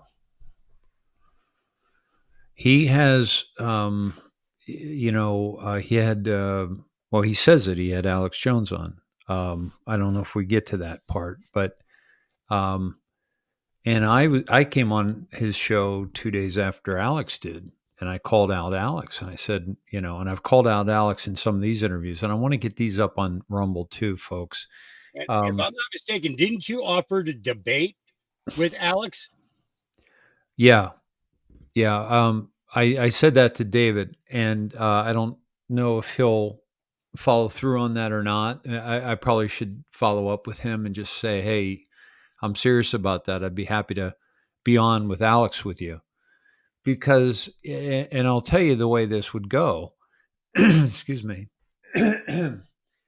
Alex basically, says that he had lunch with Q, and that Q, they were in charge of Q, but then they let it go and it was co-opted by some hackers. Okay. Okay, so that's Alex Jones talking. And well, actually, let's see if this is a part. Let's see if this is in here because we should just let it play. And by the way, good point. But he's he's interrupting me enough for both of you. So yeah, I'm sorry. I had to stop it right there for a minute. That was it. Just I mean, I don't think I caught that the first time I watched this. Why do you think why do you think I asked him that question? Yeah. Okay. Okay. All right. Let's go ahead and hit the play and continue watching. Yeah. What we have to do is we have to take the information we can get, and based on the information we get, we have to speculate. And that's why, as you know, I'm always very specific about what's fact and what's speculation, and which is why I'm glad that you just mentioned, hey, listen, we're just speculating here. You just said that just a few minutes ago. Spot on, dude. Because all we're doing is trying to pull the pieces together and trying to figure out what the hell's going on. The problem is when people that represent themselves as following Q or dialed into Q or knowledgeable about Q or even a part of it, we got that bullshit flying out there. Okay. Those people are acting as if they know what the fuck's going on, and they don't know what the fuck's going on. Period. End of fucking story. Okay. Yeah. I don't care what your fucking name is. Yeah, I'm not even what a non or whatever. Yeah, I'm not even arguing that. I'm just. But okay, Dave, I'm not. That's not my job. I bring them all here to this platform. They can hang themselves, man. My audience is. I have a lot of faith. I have more faith in my audience than most of my guests because they will figure it out. And guess what? They send me emails and they investigate everybody. They fact check everybody. My audience is telling you. They're on it. As are mine. They're fucking on it. But going back to this post, right? You're stating the obvious. I'm stating the obvious. Okay, by reading this to you and saying, do I wish that happened? Yes. Do I think it's going to happen? Yes, I do. I do believe it's going to happen. I'm just saying it didn't happen on that day. This post started a fucking revolution. This post started a fucking revolution. Where we go one, we go all. It awakened the masses long before COVID, long before, you know, the fake Joe Biden, long before the election interference, the whole bit. This started a movement.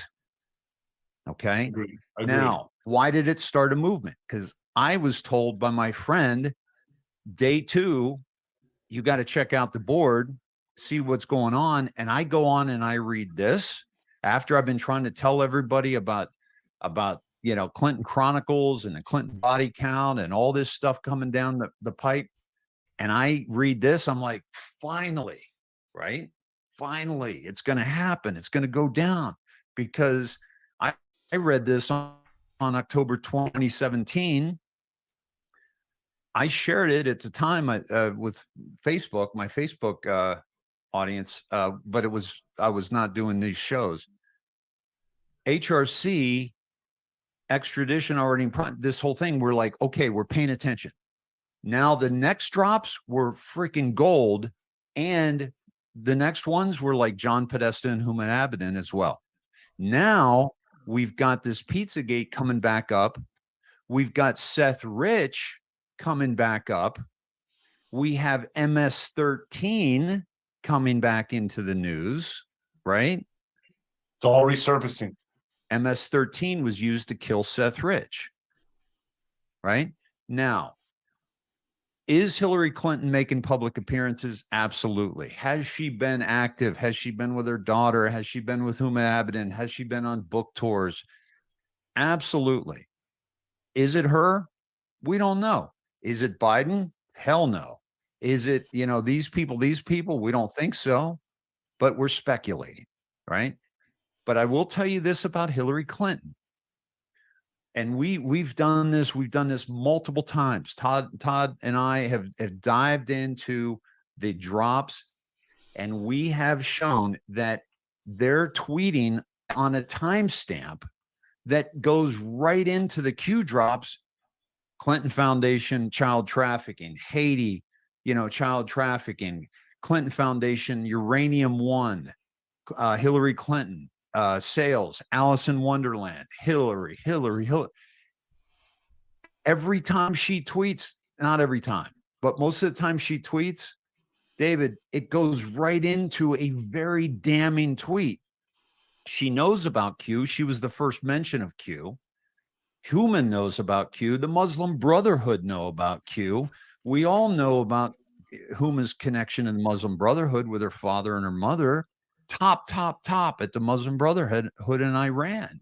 And she's infiltrated into one of the most powerful people in the world, in the Clinton Foundation. So there's no way in hell, with their knowledge of the Q board and their knowledge of us taking Trump's tweets timestamps and Dan Scavino's timestamps and Ezra Cohen-Watnick's timestamps of their tweet going into the Q board to find out what they have to say. And then Hillary and Huma, as of, by the way, it wasn't always this way, but as of, I want to say like maybe 2 years ago, so many of their tweets were timestamped into very damning evidence about their interactions in the world. And so that's where I've been spending my time the past, what is it, 6 years now? Can you show us again that countdown clock? The site, how do you get there? I want to look at that on my own. Yeah, sure. Let me find that. Listen, did this just pop up, or is this always? I mean, this countdown clock, it originally was counting down to the death of the petrodollar, right? We did that, and now it's restarted again, and we have 7 hours left. This next countdown, that will signify something, and we're gonna guess that it's here. I'm guessing that it's going to tie the reemergence of Pizzagate. Okay, it's going to tie that to Frazzle Drip, and that will implicate Podesta, Huma, and Hillary. So you think maybe there might be some drops on X and Frazzle Drip? Say that. Okay, now the reason that I'm pausing this is people are in fact dropping links to the Frazzle Drip, okay, out there on the internet. Okay, Dave and I have talked about this before. I do not recommend any individual, if you are watching this right now or in the future, to go and watch that. Okay, it is something that you will never ever be able to unsee, and it will affect a change in you that will for some people it will totally destroy them. Okay, for other people might be able to handle it. Okay, but what I'm saying is, please don't go looking for it. Okay, just know that when information in regards to it comes out, it is legitimate, it is real. She is in it. Uma is in it. Okay, children were in it. Okay, there was one filmed inside a building, and there was one filmed outside to a tree. Okay. Hey, Hawk. Yeah. Don't describe them. Okay. At all. It's not. This is coming from two different people, folks. This is Hawk, who's seen it, and me, who has not, because I wasn't dumb enough. Sorry, Hawk. No, but I respect your opinion, dude. Hawk will tell you. Hawk will tell you, right? Yeah. It changed my life. For a year, I was lucky if I slept an hour at a time. Okay, and I'm not kidding. I mean, I dropped weight like you would not believe. I could not eat. Every time I eat, I felt like getting sick. Yeah. It is absolutely no joke, and it's not like going and watching So don't watch it. But it is what's really powerful here. And if you want to continue to play this, I talk about this here a little bit about what I think is going to happen. But you're absolutely right, and I'm glad you brought up that disclaimer. That was really, really important, folks. I seen a couple of comments in the chat, and that's what kind of worried me is that people were going to start looking for it, and I really seriously don't go looking for it. Yeah, and when you need that in your life, when you know that evil exists and you know it for a fact, okay, you don't need to pile on to that proof. It's unnecessary if you don't trust yourself to know now that we're awake and we're awakening to the lies that we've been told as humanity. Now that you're awakened to all that, you don't have to see it all to know it all exists. Yeah. Because it will change you. Yeah. It is darkened my heart. Just the things that I know have darkened my heart and made it difficult for me to find joy. Yep. Well, Dave, honestly, you kind of the whole Q thing actually has in some ways, because it wasn't just, in regards to the frazzle drip, just so many things that Q pointed out to us that, even though we were awake from other things that have happened in our lives and other things that we've seen,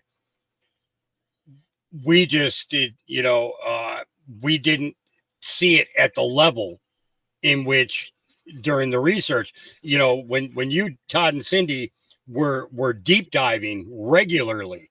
I mean, there was constantly things that come up that for the faint of heart that didn't understand even what was going on in the political world or in the medical world or all these other things, that there's a certain point where you have to take a back seat and kind of plug your ears and cover your eyes, kind of thing. And,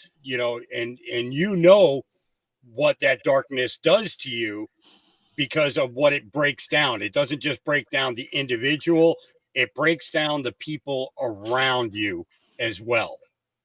Yeah. Yeah. So,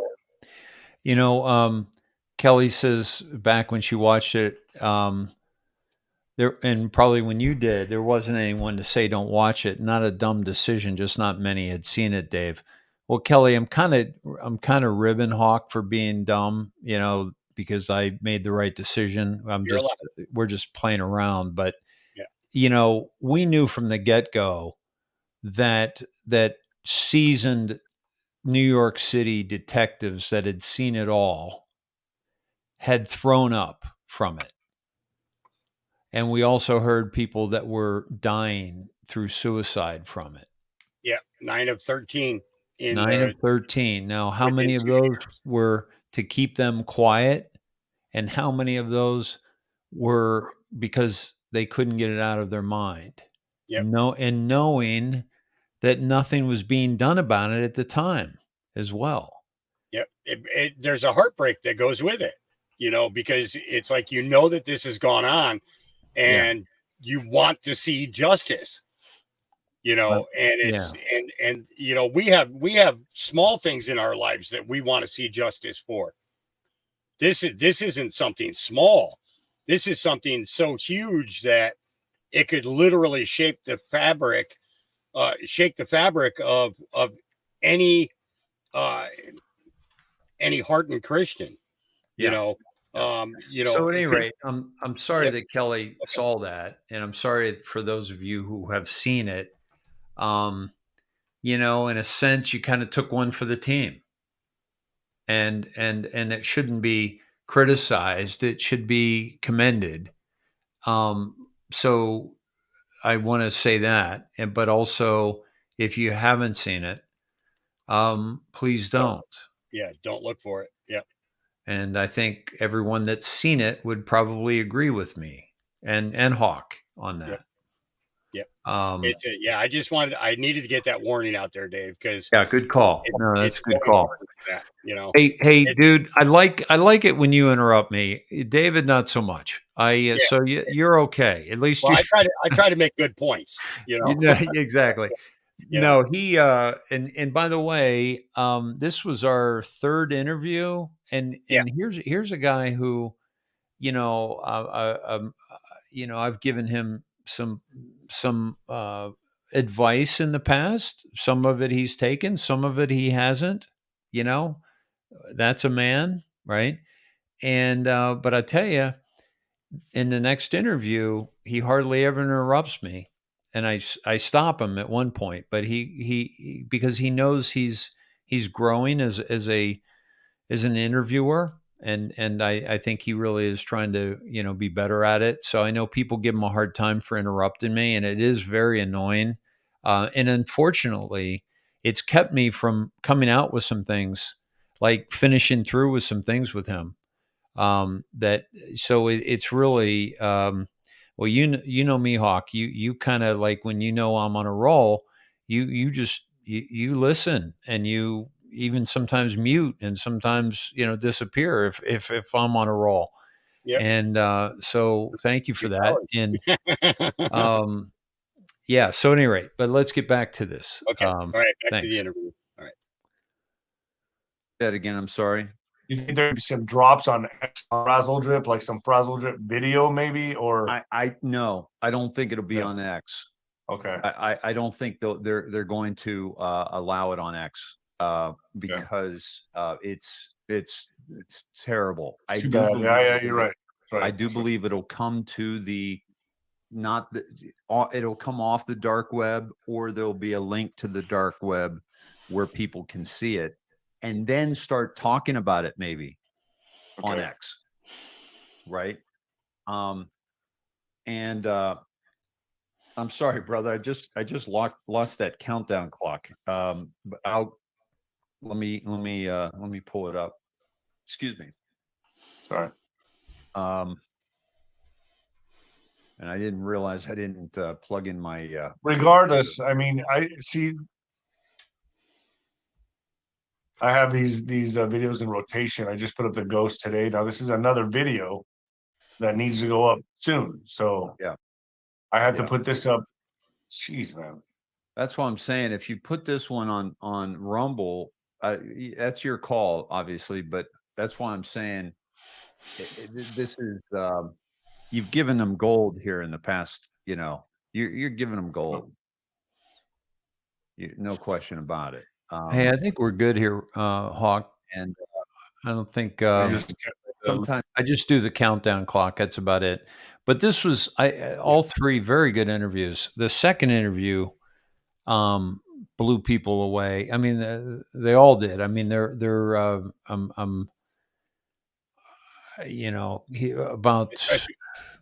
a lot of people are seeing that, when you showed the video of that kid explaining to people about the ether. I'm telling you, the reaction in my chat in the replay of that was astounding. Everybody was looking up the ether to find out about the ether. It was like, because it's not something that's widely talked about. Yeah. And then for them to see it seal up, after it passed through, that was another thing, so it's kind of it was kind of a 22 thing where you wanted to see more, you wanted to know more, but at the same time, you understood that, this kid broke it down in such a way that anybody could understand it. I mean, you've used that clip over and over again to show people and to explain to people. And I'm telling you what, you woke a lot of people up in my chat with that because of the fact that there was no understanding of it. Right. And I don't even know if I agree with it the way he described it, but it certainly brought a real question mark, right? to the forefront of our minds to get us thinking about it, right? So this whole thing, Hawk, we should probably play this part of okay, brother. I'm pulling it up on my end. Let me pull it into, I got to do it through Do you want to drop the link in the private chat and have me pull it up? That way then they can have full audio. Yeah, hold on. Let me do this because I think I can do full audio too. I think I just needed to, and the bandwidth might work out better. Some of that stuff was cutting out a little bit on your end. Okay. But let me see. We are broadcasting 4 platforms, so that could be a little bit of a drag, just in the bandwidth wise. Yeah. All right. So I got it up in the Brave browser. Okay. So let me just show everybody this, the screen. So,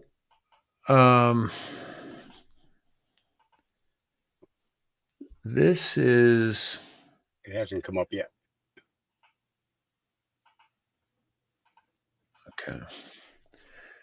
So here's we're at Nino's Corner. This is the first one, my first one back, which was a month ago. Right. 58,000 views. Just on Nino's Corner. There's been another 50 some thousand on other channels. I think over 60 now on some other channels on Rumble. This one was the second one, and I predicted what was going to happen on 11/16, and then came back on 30. 11:30, is that when it was? Okay. Yep. Yeah. And talked about what actually happened, because I called it here and I came back here to talk about that. This is the part that I think everyone will want to see. And then this was the one that we just gave you a little taste of. And then this one was the last one. This was a big one too. That's over 60,000. This is over 80,000. So no, I never played that. What's that, brother? I never played that one. This one here?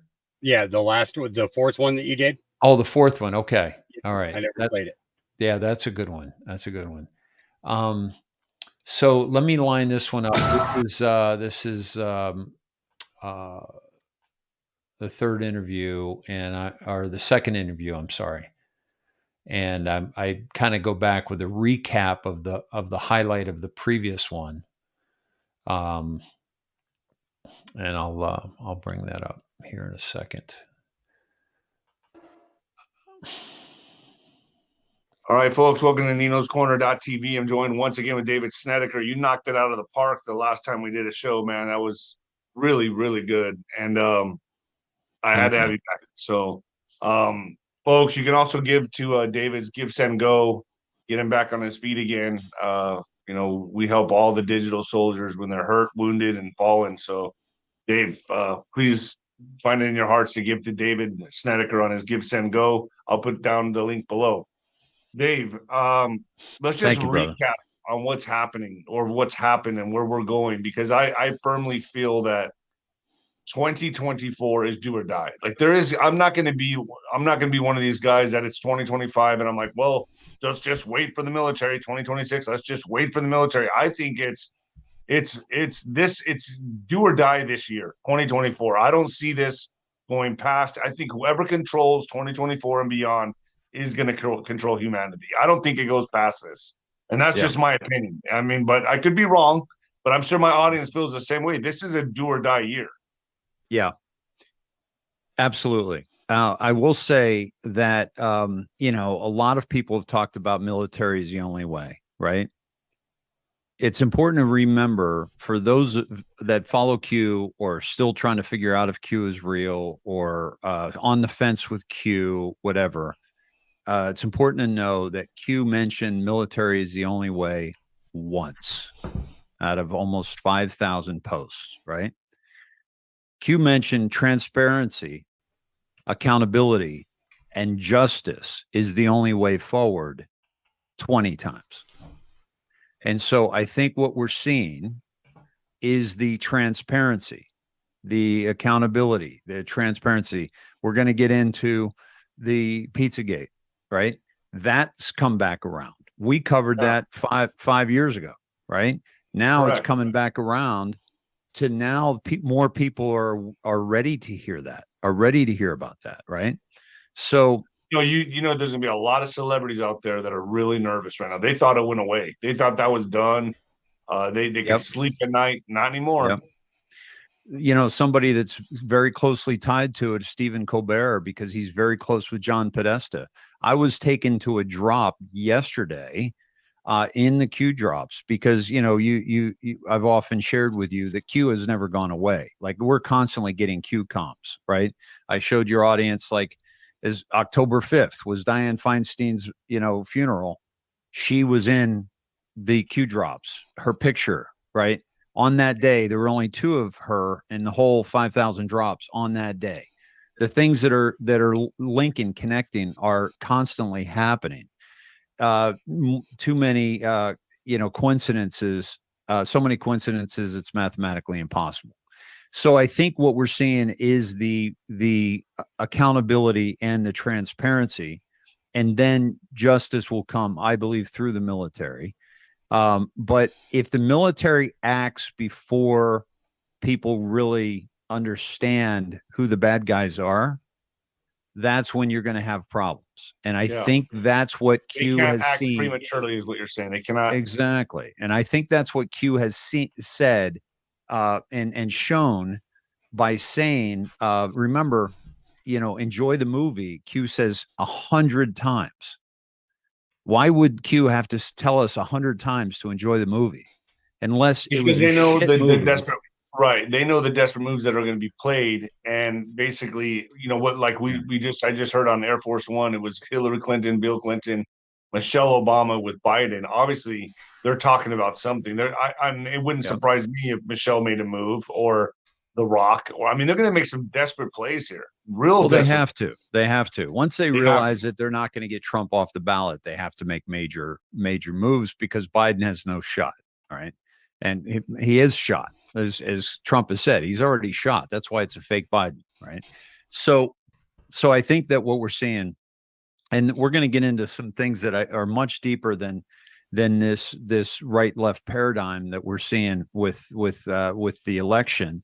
But you know, getting back to what we're being shown, I think is really, really important, because I believe that we're being given clues that a lot of people are missing. Okay. And I always felt that with Q, that we were being given clues that a lot of people were missing out on. And I continue to see that, not just with, you know, things that take me back into the Q drops, but also things that through the Ingersoll Lockwood website, which I shared with your audience and you the other day. And let's talk about that for a second. Okay. I have to know about that. So the Ingersoll Lockwood website, you took us down some rabbit holes that, look, you showed us the way. I mean, honestly, you took us down some trap doors, and I was like, wow, I had no idea. But a lot of people say, oh, well, the time came and went, nothing really happened. So let me show that. Are you seeing the Mickey Mouse watch right now? Yeah. Okay. So on 11/15, you and I did a show. And I was telling you, you know, listen, dude, you know, we got to make this happen before the 16th, right? And you made it happen, right? So I shared with your audience on 11/16/2023. This is Michael Jackson, Jordan. You the basketball guy forgetting his name? I'm a basketball guy, yeah. Dude, I used to do every dunk that Jordan did, I made sure I could do. Like he'd come out with a new dunk, and I had to do it, man. And I would. But the difference is he was like, 6'6", I was 6'9", so I had a little bit of advantage. But I still couldn't take off from the free throw line like he could. No, that's ridiculous what he did. But anyway, that was insane. So anyway, so these are Michael Jordan's shoes. So the Ingersoll Lockwood, when this shoe first came up, was when they were trying to figure out who was going to be the next Speaker of the House. Ingersoll Lockwood had the Jordan sneaker up before that happened, and everyone thought, "Oh, it's Jim Jordan. It's going to be Jim Jordan." Right. But then, when it was Michael Johnson, they put an Ingersoll Lockwood, Ingersoll. So maybe Trump that's what the MJ watch. stands for. That's what the MJ stands for. Michael So Johnson. you got it wrong. You thought it was 23, or is it all exactly? Well, we thought it was when it was without this Mickey watch. We thought it was Jordan. Then we realized it was MJ. It was Michael Johnson. And then the Ingersoll Trump watch. I don't have that up right now, but so you think you deciphered this wrong? Initially, yes. When you thought something was going to hit the firmament and we were going to flood and die. No. That I'll get to that in a second. But I just wanted to precipitate this with the Ingersoll Lockwood predicted Michael Johnson and also showed that Trump was in control, because it put the Ingersoll Trump watch, which actually existed from, I think, the 30s, in front of the Michael Johnson sneaker, Michael Jordan sneaker, right? So it told us that the white hats were in control of the situation, because people were saying Trump should go in. I even mentioned that. I thought that Trump might be speaker, but that just showed that the white hats were in control of Johnson. And since he's been in, it's been gold, man. We've been getting some great stuff out of Johnson, right? So explain the hourglass. So let me go to that. So then when we came back to this image, this is a totally separate image than the one I was talking about. They have the 23 sneaker 1116. This is also called the Jumpman sneaker. So is it a jump in time? We don't know, but it's 23. So we said 11/16/23 is a decode. So what's going to happen on 11/16/23? And these gentlemen I introduced you to in the last one did a great video on this. But what we showed your audience was that there's something that was going to hit possibly this hourglass, but this hourglass could represent the firmament. And which was the same time that Elon was launching. So here's the thing. So it was either going to come from outer space, which I don't believe in outer space, because I believe that we're on a flat plane surrounded, and Antarctica is holding the water, and we've got a dome and a firmament above us, just like in the Bible in Genesis. It speaks of that directly. And every religious text speaks that we are static and we have a dome over top of us. So this is a black object supposedly hitting this firmament or this glass. And look at the splash, dude. Look at this splash. So, and it's black, right? And look at the splash. Now, what we didn't really get into on your last show, we had to jump off, but Musk's rocket was supposed to launch on the 16th, on this day. Okay. They postponed it 2 days. Okay.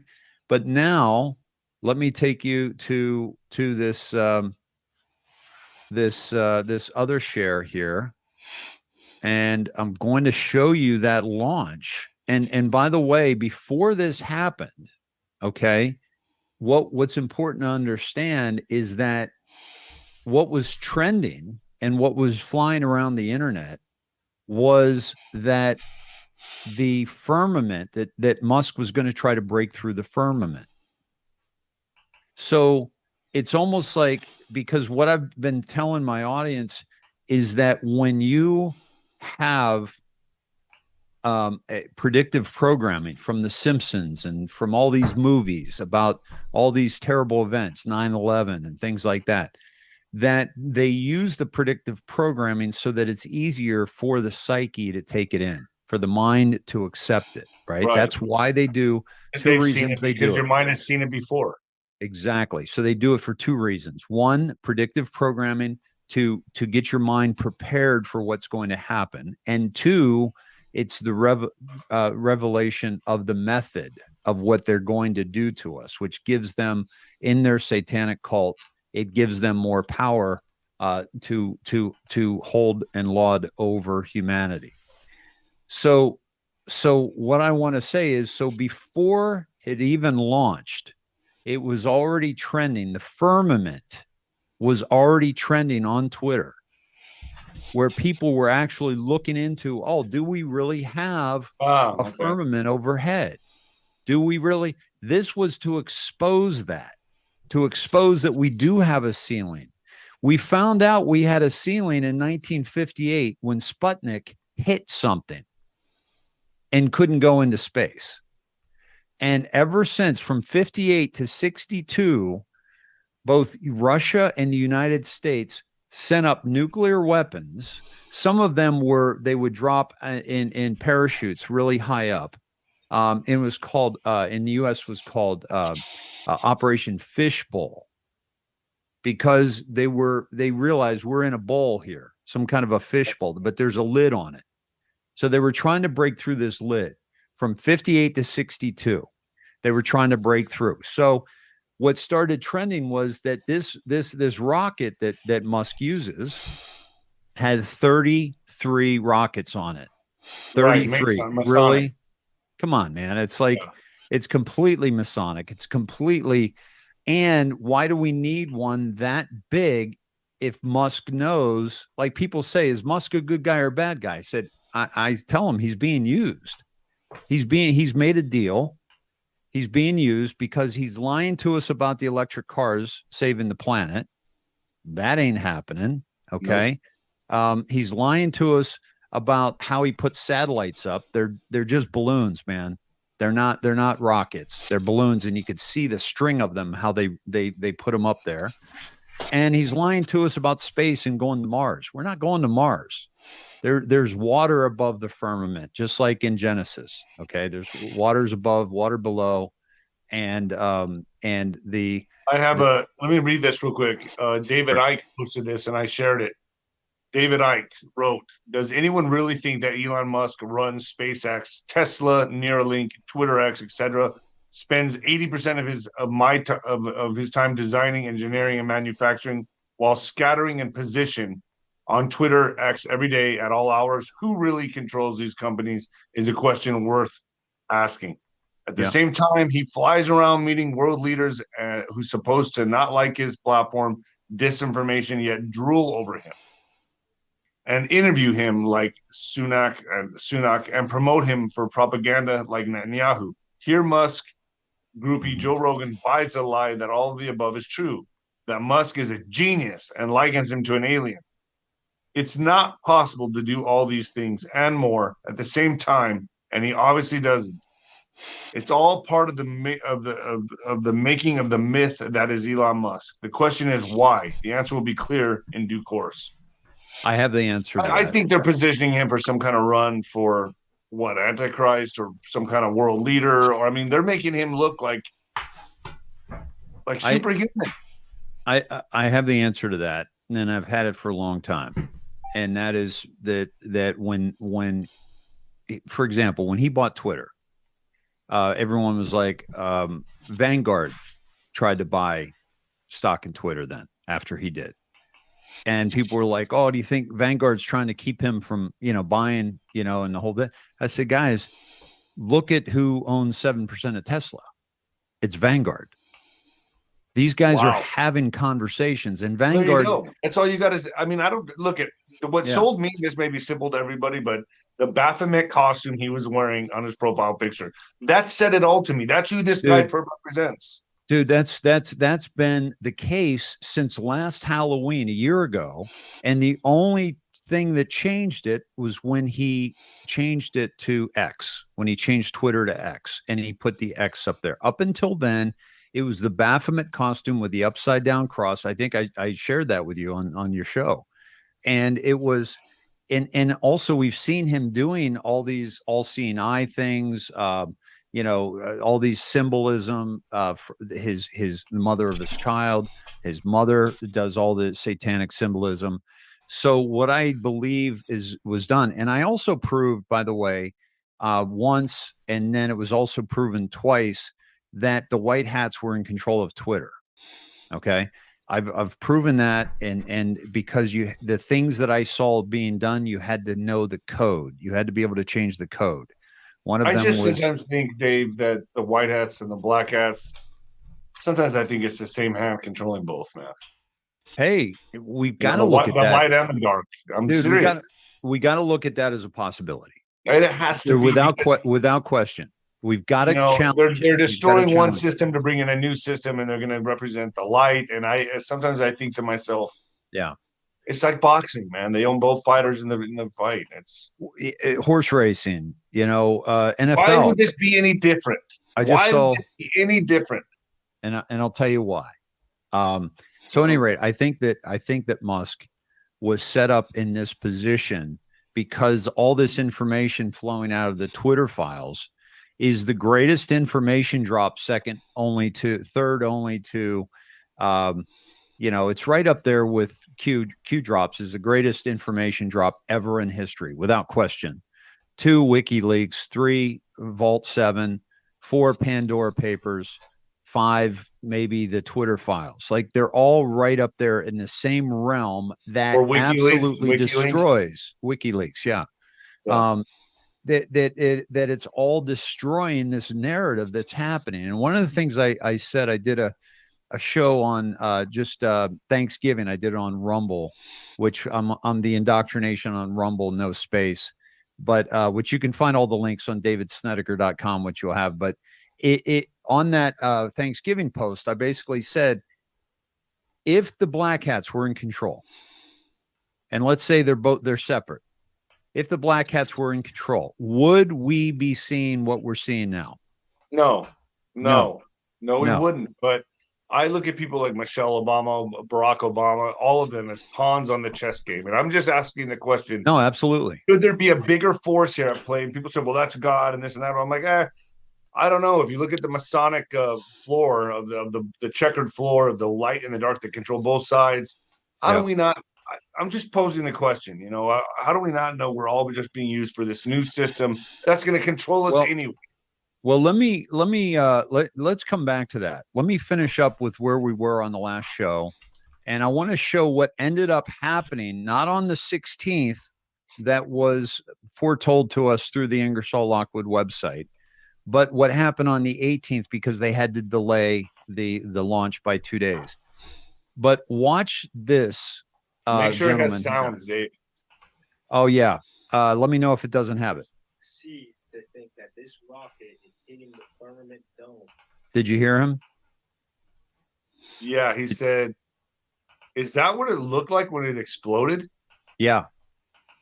Yeah. Are you kidding me? That looks like a splash, bro. Absolutely, dude. Let me back that up. And he's gonna show it a couple times. Truthers who are deceived to think that this rocket is hitting the firmament dome. But I'm about to show you the truth about what it actually hits. Now, I don't know if I believe what he's doing, but I don't know what's up there. Neither does he. But this is the splash. Okay. And I just want to go. That right there says it all to me. They say they blew it up. They didn't blow it up, man. If there's no fire there whatsoever. Right, but did it come back down? Well, let me show you. Let me. Did it go through the firmament? It did not. It went through. I believe it went through. Now, what are you seeing right now? That picture? Screenshot. I don't see anything. I see the picture of the hourglass. Okay, the hourglass. Look closely at the hourglass picture. What do you see here? Water. Like a wave. Yeah, it's a splash. It's a splash right there. Okay. Exactly what we're. But if you seeing, see that black, go back to that picture. Hold on, where'd it go? Holy shit, man! So you think maybe they made it through the firmament? Possibly, because I'm going to show you something else. Because that black object is on the other side going. Yeah, exactly. Right. Wow, man. So check this out. Let me find that screen would for say you. a lot, man. That would say a lot. Okay, so you see You the see that black close-up now? object that made it through and made it through. Yeah. Right? And we see the splash, don't we? Right? Yeah. Okay. And so let me show you the rest of this video, and then I'm going to come back with another one. And that You know is why going this to also makes sense to me? Because that one explorer that was in the submarine that went below the ocean and found another body of water at the bottom of the ocean. Did I tell you about that? The lake at the No. bottom of the ocean. Yeah, no, I've As heard above, about so that. So as Yeah. above, so below. So there's Yes. levels to this shit, man. Yeah. There's levels to Yeah. this. If it's as above, so below. No question. And that's biblical, And man. that guy was killed in a helicopter crash 3 days later or something like that. Right. And this is also, I mean, it's biblical. I mean, it's ancient. All the ancient texts talk about that we are on a static ground. Okay. And I'll get to why. If we have the time, I'll get into the why. That's why I watered them, because they thought that it was the waters above the firmament that were causing that water type appearance. But they did not hit the firmament, because God said in Proverbs 25, verse 3, the heaven for height and the earth for depth, and the heart of kings unsearchable. We know that the height of the heaven is actually unsearchable. Remember, in Genesis 1, God called the firmament heaven. They cannot search the height of the heaven or of the firmament. They will never be able to reach the firmament. What you saw was a superfluid realm called the ether that they are hiding from you. This realm is superfluid. It is also known as the blue air. And there's actually explorers who trap samples of this air. So when you see this blue type liquid, you're seeing the superfluid ether realm that's above us. It starts at about 73 miles up. And it is not the firmament. It is a dense realm of air that is referred to as a superfluid. Back then, they used to believe that the ether permeated space. The reason they're hiding this ether from you is because it actually proves that the Earth is not moving at all. I want to show you this document here that's talking about the ether. Right? It's normally transparent, meaning you can't see it, but it can be made visible by hitting it sufficiently hard to knock out a part. Right, so we know that ether can be made visible when it's hit by something, right? Now you see the superfluid realm being hit. Now look at this moon footage. You have these little waves going across. And there's another one. So we know the moon is traveling through this ether type. I've seen those waves. Conducted the Michelson-Morley experiment to try and prove that the Earth is moving through the ether realm. By the way, there are 5 scientific experiments that prove that we are not moving. Yeah. 5 of them. This is just one of them that tried to prove that we're moving. For them that they're moving through space. Because remember, they said that the ether permeates space or makes up space. Well, guess what? Lo and behold, they did not observe the movement of the Earth through this ether realm. So what did they do? They pretty much proved that the Earth is not moving. It's stationary. It's not moving through space, or it's not moving through this ether realm. That's incredible. God's word, Man, that's incredible. Right. That it cannot be moved. The volume's real low, Dave. I released his special theory of relativity.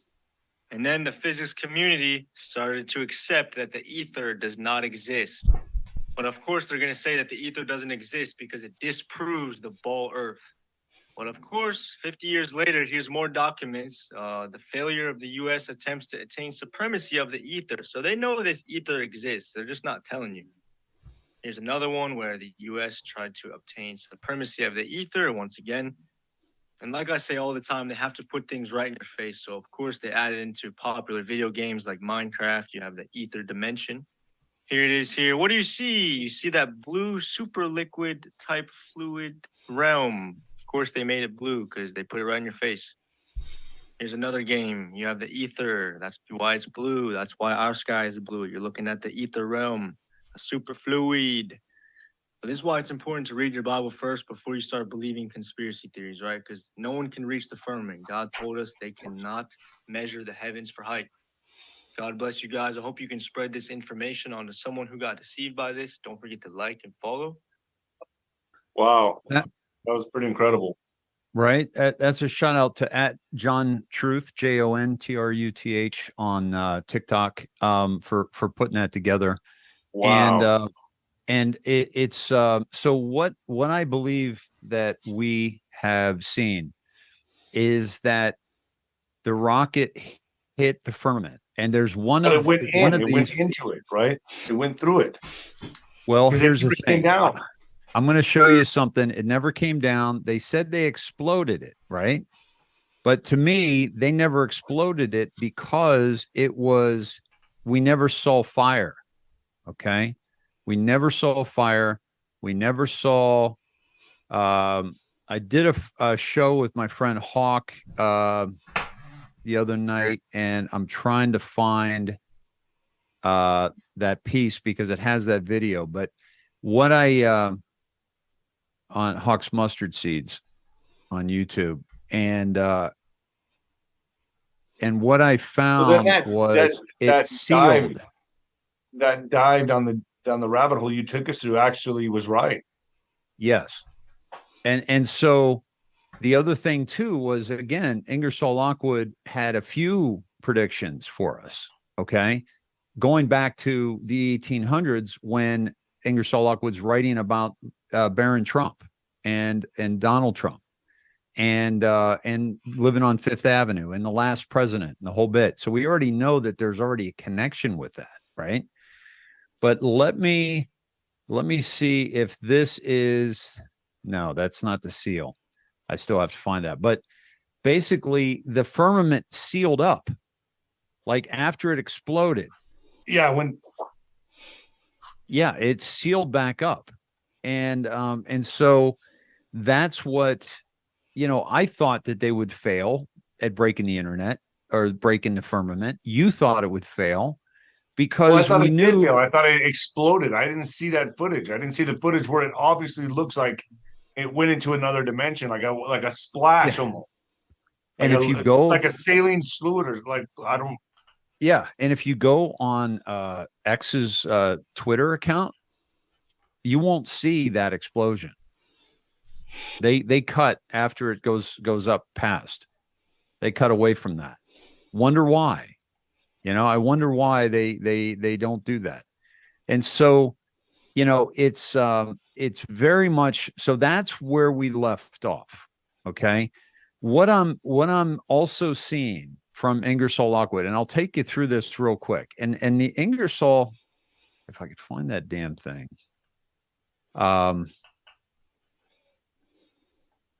Let me see if oh, there it is. Okay. All right. I got it, dude. I found it. Okay. So this is my, let me share this with you. Okay. This is, my friend Hawk, Marsden's, Hawk's Mustard Seeds show. And let me find that spot and see if this is the one. No, that's him. I shared that. Here it is. All right. What are we looking at? Can you see that okay? Yeah. Okay. Did you guys see the sky heal itself after they went through the firmament? Okay, this is what I want to show you.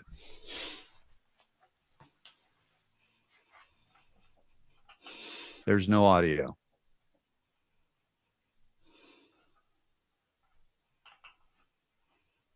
Wow. Do you see that? Yeah. They're going to show it again, but we'll really This was the watch SpaceX closely. launch. This is the SpaceX launch. This is the SpaceX launch, right? So that's the explosion I just showed you. Right. Also on the No black smoke. No black smoke. No looks like it's literally yellow. sealing itself. Like there was a splash of water, almost like it broke through, and then it healed itself immediately. Look at that. There's the explosion. Wow. And then just watch it. Okay, so Slow Country sent me a picture the day of the. There it is, right? Yeah. There's this almost like the cut, right? And then it just like seals itself, like it So the disappears. question is, where did that rocket go? Like, where is it now? Are they? Do they have? I think it's swimming. I think it's swimming. I think it just pierced.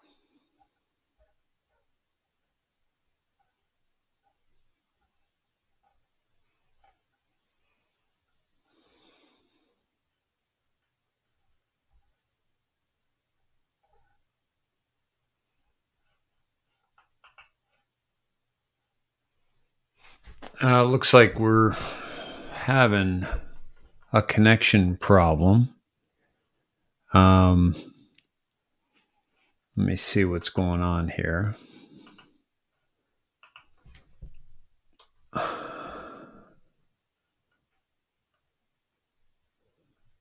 What happened? Might have to start it over again. Oh, on Nino's stream there. Yeah, I think something happened there. But I can pause. We can do a pause and come back to it. If we have anybody that want to have any questions. You have quite a few people watching on X, which is cool. Yeah, you Yeah, know. right. Yeah, I think we're. What are we on X? What number? Let's see. We have 40 people watching on X, 357 on YouTube, and 66 on Facebook. Very cool. You know, I only get these kind of numbers when I do a pray-a-thon. You know, yeah. We've actually been up to 1,000 or more sometimes during the pray-a-thons. Because people need it. People need it right now. They're everybody's struggling from every which way, and to have a group of people who are willing to just stop what they're doing for a day and just spend it with you, praying for every person who comes in. Yeah. It's amazing. It is. I'm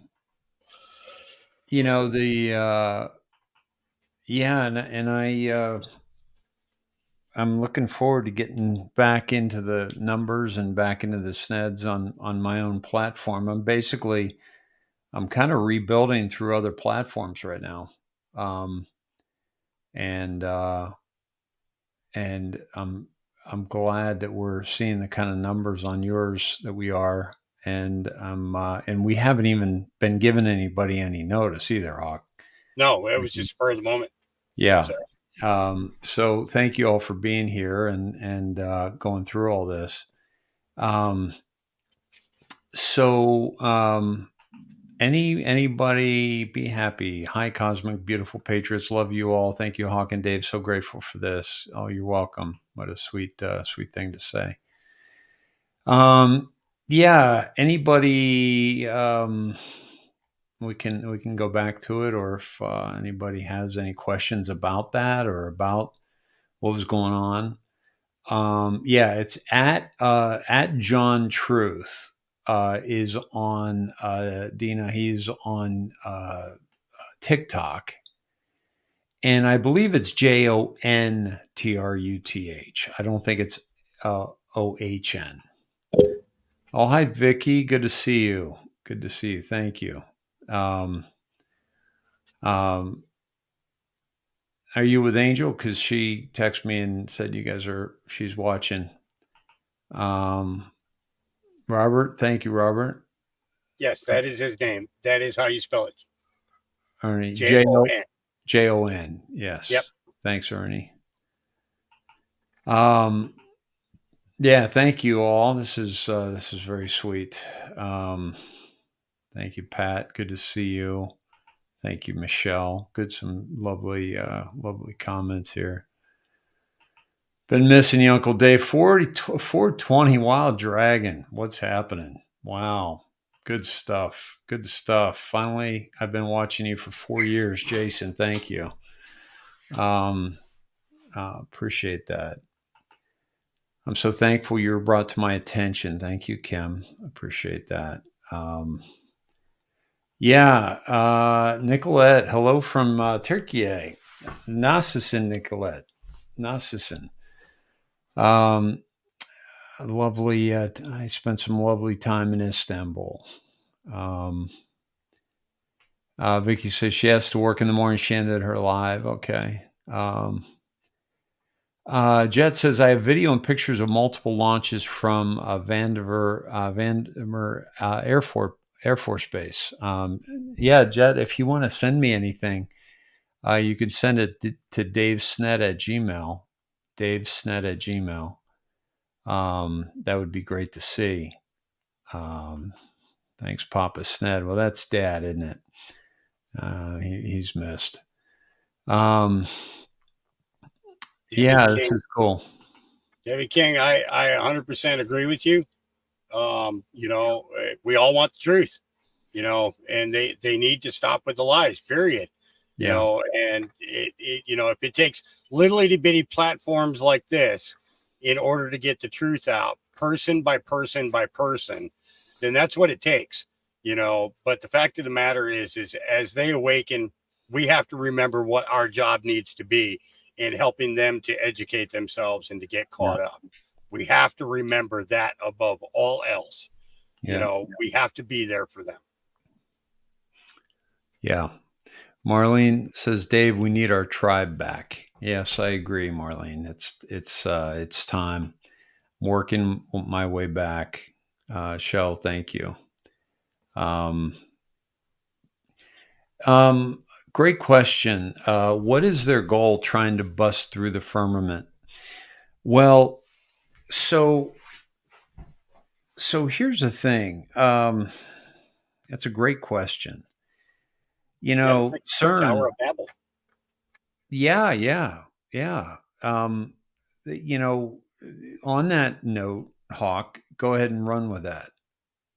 You gotta remember. I mean, back when the Tower of Babel, you know, basically all people spoke the same language. There was one language, one common language, and they built the tower because they wanted to reach the heavens. Okay, and you know, basically when Satan was cast out, he couldn't bring everybody back with him. Now he's been in the presence of God since that time. Okay, but he couldn't bring anybody with him. Why? Because of the firmament.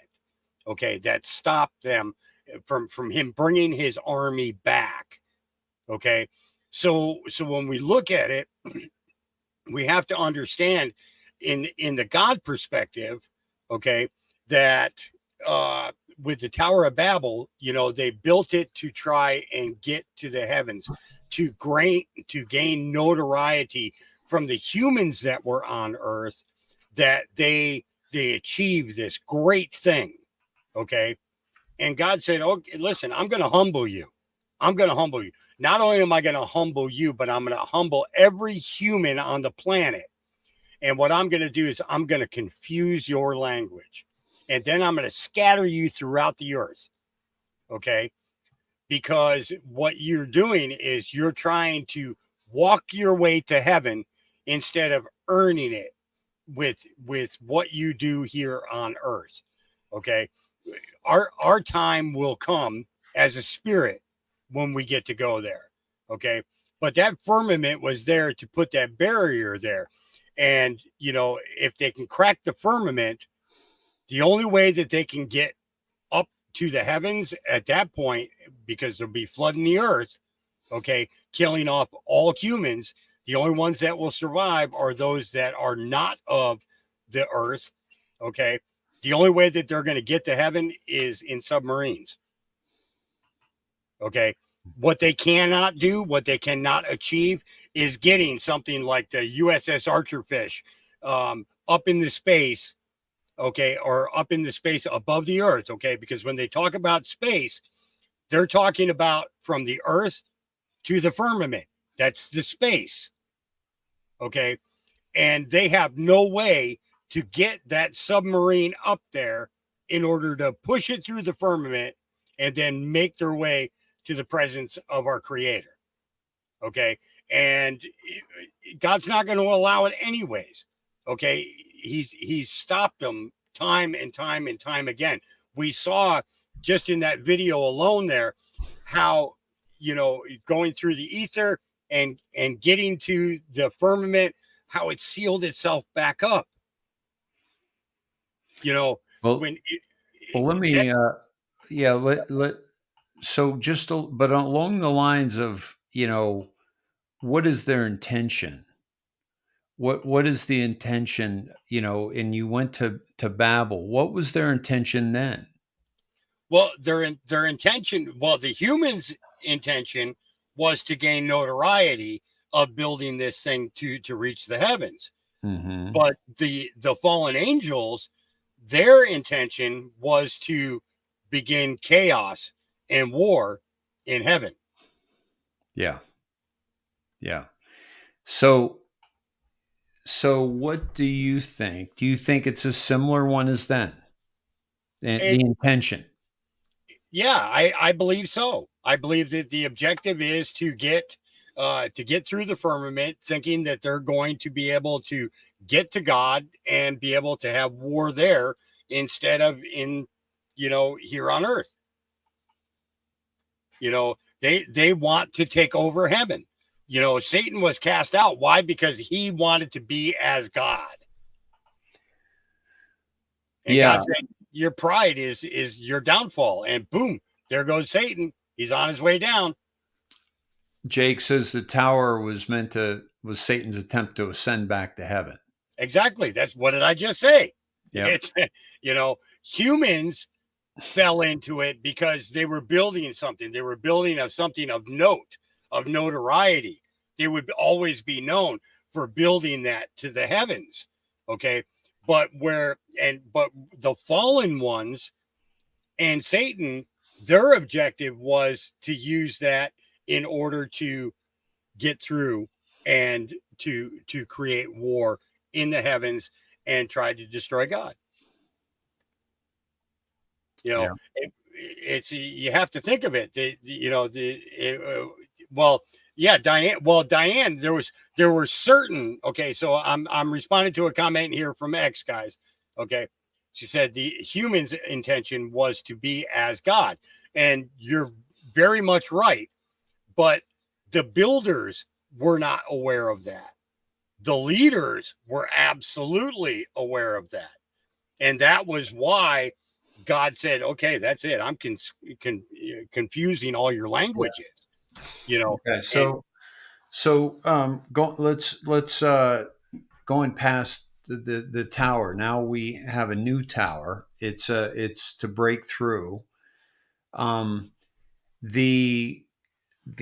believe that the intention may be similar to CERN's in the essence that CERN was trying to create a portal, open a portal to the underworld.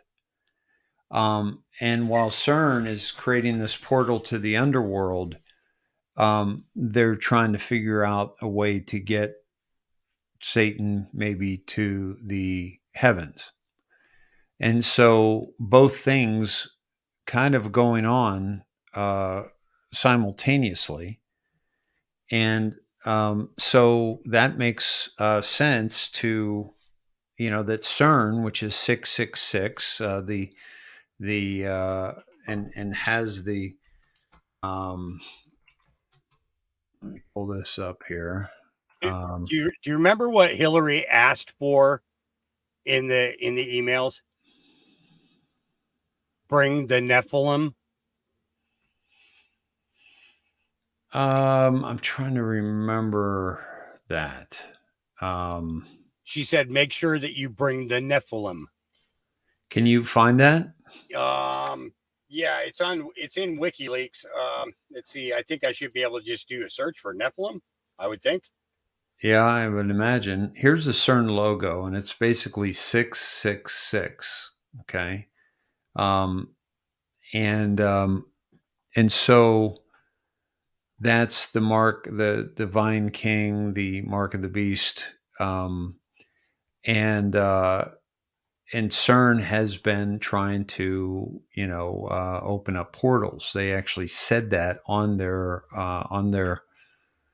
their web page at one point. We pulled it up. Okay.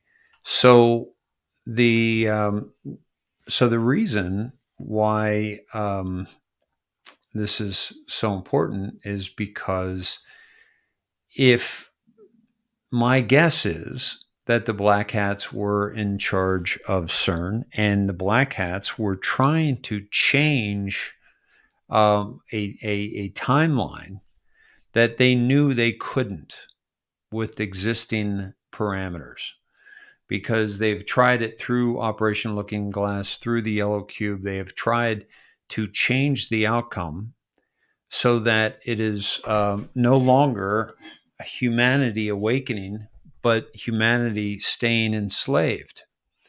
And no matter how many parts that how many times they tried to do it, they could not reach a different outcome no matter what they did. And so I believe that these activities in the hands of the Black Hats are to change that outcome so that we stay enslaved, they stay in power, they stay, continuing to do all the horrific things that we are finding out that they are doing to the children with their, with the adrenochrome, with the torture, with the human organ harvesting, the sex, the pedophilia, the absolute depravity that they live their lives in. They want that to continue. The devil wants that. The devil wants control of the music. The devil wants control of the movies. The devil wants control of your nightly news after you come home from a hard day's work, and you maybe pour yourself a glass of alcohol or an iced tea, and you sit down on your couch and you prop your feet up and you turn on the nightly news. They want to control the message that you take in that moment in time, the moment in time when you wake up to the radio with the DJs, the moment in time when you're driving to work and you're listening to AM radio, and then you're at work and maybe have it on in the background, and then at lunch you might see CNN on at the local deli that you go to. You go pump some gas and you see some propaganda there. You read the newspaper, totally controlled. Come home, you get that experience, and then you watch some programming that is to unwind, to just unhook your mind. So you don't want to worry about the world's problems. And they know that. So if it's a comedian you're going to watch, a late night talk show host, they're going to control that message. If it's a sitcom that you want to watch, they're going to control that message. And in a situation like Tim Allen's conservative behavior on his show and Roseanne's conservative behavior on her show and her opinions outside of Hollywood, they cancel those people because they stand for goodness. They stand for common sense. They stand for children and families and hard work and integrity. And they stand for these things. But Hollywood can't have that because the people that control the narrative are doing so because it allows them to control the world. They get you everywhere, at the gym, at the pump, at the airport, okay? Everywhere, at the library, with the magazines, with the periodicals, with the books, with the history books, with the new encyclopedias, with the now new digital, with Wikipedia that is completely controlled. And now they're stepping into AI. They're stepping into AI and they're controlling that message as well. Mr. Whistle Whiskers says hello to everybody. back visiting for a little bit, and it's good to be with him. That was actually in the wasn't in those particular emails. It was in Wiener's laptop. Okay. And what specifically? Do you have it? No, I was just pointed towards it, and I'm still digging. Okay, cool. Yeah. So maybe there are guys who can dig this up better in chat faster than I can. They're control. Yeah, if you guys can pull it up, let us know. But they're controlling every ounce of the message, and so therefore, because they have that control, they are able to control our minds and control the indoctrination of our souls. We are breaking free from that. They know that. They have no escape in this realm. So if the CERN, and if, which is 17 miles long, big circle, possibly a Q, underground of Switzerland and France, a Hadron Collider, where they're literally trying to open portals. If they don't find that change in the timelines, if they don't create that, and by they, I mean the Khazarian Mafia and the Jesuits that are in control of this planet. And if they don't make that happen, their time is up.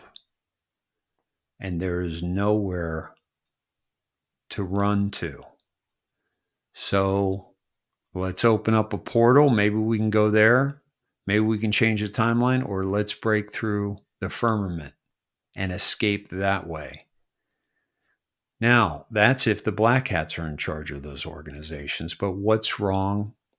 What would be the case if the white hats were in control of CERN, and the white hats were in control of the Musk rockets, which I believe they are because they're in control of Twitter? And I believe the satellites. And that's why I was also led to a Corona dive, as I mentioned earlier.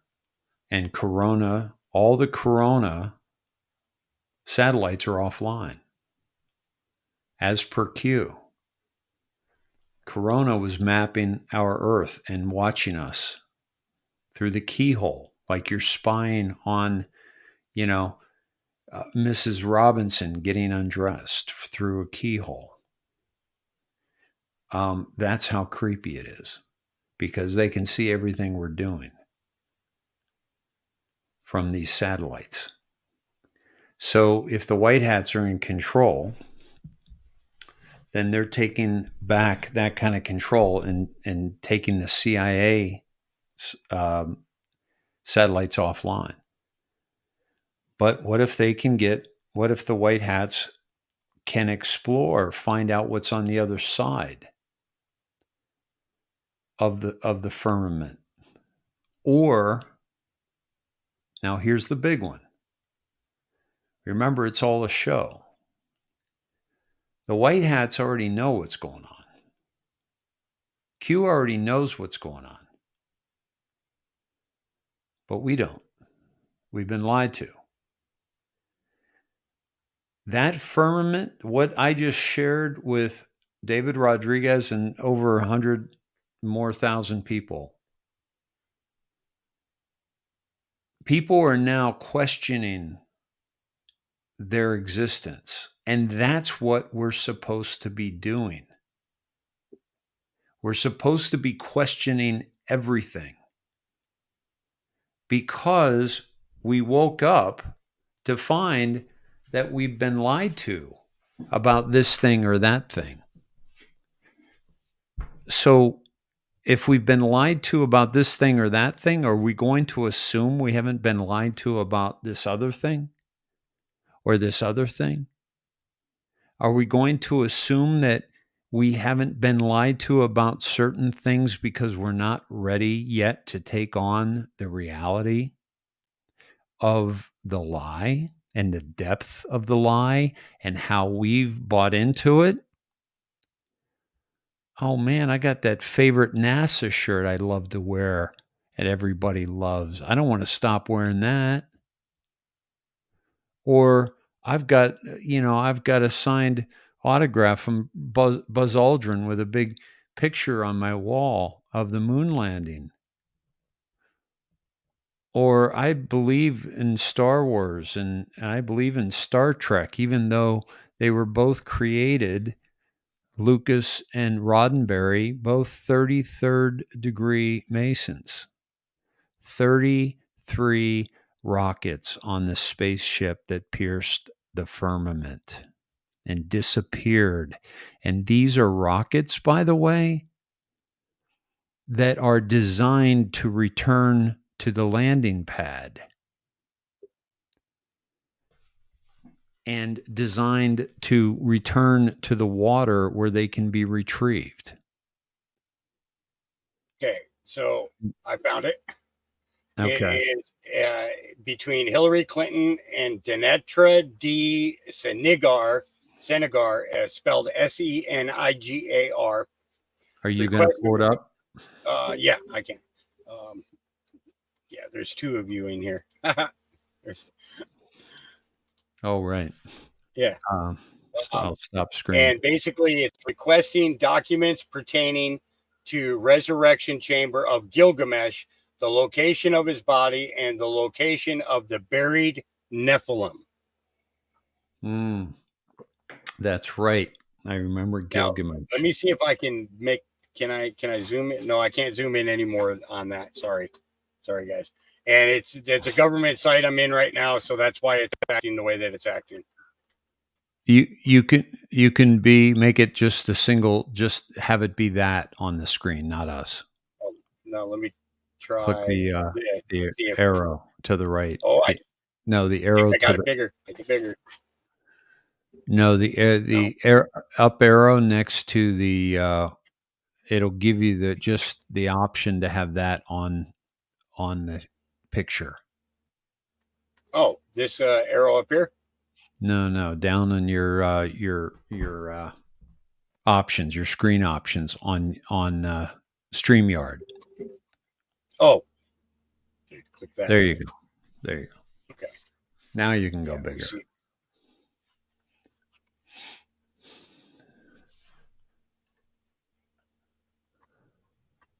Okay.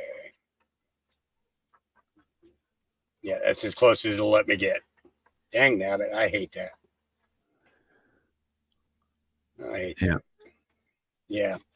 But yeah, so that's what it was. It was basically she was requesting all the information. Now, this is the thing is that, Gilgamesh, the harbinger of Gilgamesh was discovered by Saddam.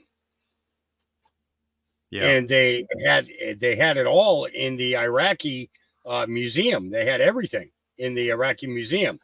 Well, that was the Fertile Crescent. That was the Fertile Crescent, the Tigris and Euphrates rivers, where ancient Sumer was.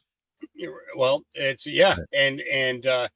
but within 48 hours after U.S. forces entered into Baghdad,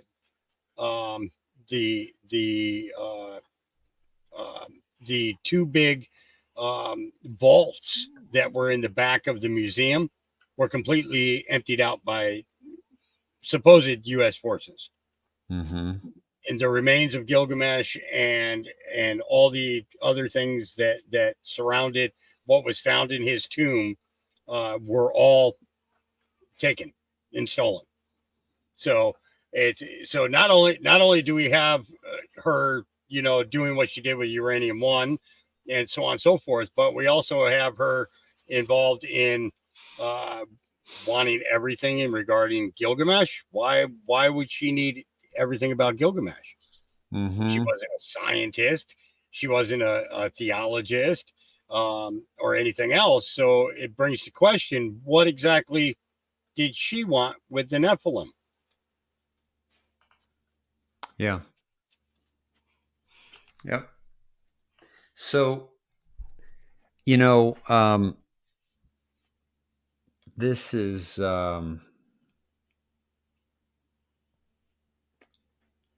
this whole dance that that we've been doing is I believe coming to a climax. Many people believe. Hold on.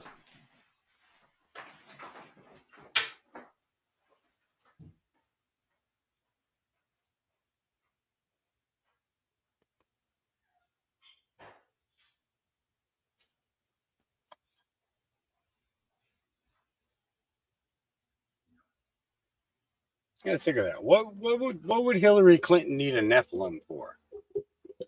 You know, it was, you know, and it was a dead Nephilim because she said the buried Nephilim, right? Maybe they're trying to reincarnate using CERN. Maybe. Yeah, could be. I mean, Yeah. maybe it's has something to do with the, you know, longevity. Yeah, it's hard to say, but Yep. Carlos says DNA. Yeah, you just, yeah, she just like she caught right what you were gonna say just when you said it. yeah, You know. yeah. You know, Janice says maybe Hawk, maybe she's researching her family tree. Yeah, I mean, you know, the bloodlines are in charge. That's the story we got. They got a head start. You know, you know, try to go,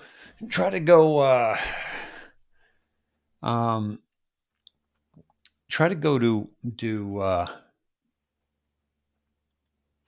Barbara is saying that her husband, hey Barbara, how you doing? Boy, it's been a minute. Good to see you. She lives next to Fort, so her husband is air defense artillery. They shoot rockets daily. Makes a huge bombing sound and shakes my house. The field across my house is on fire regularly. Wow. Yep.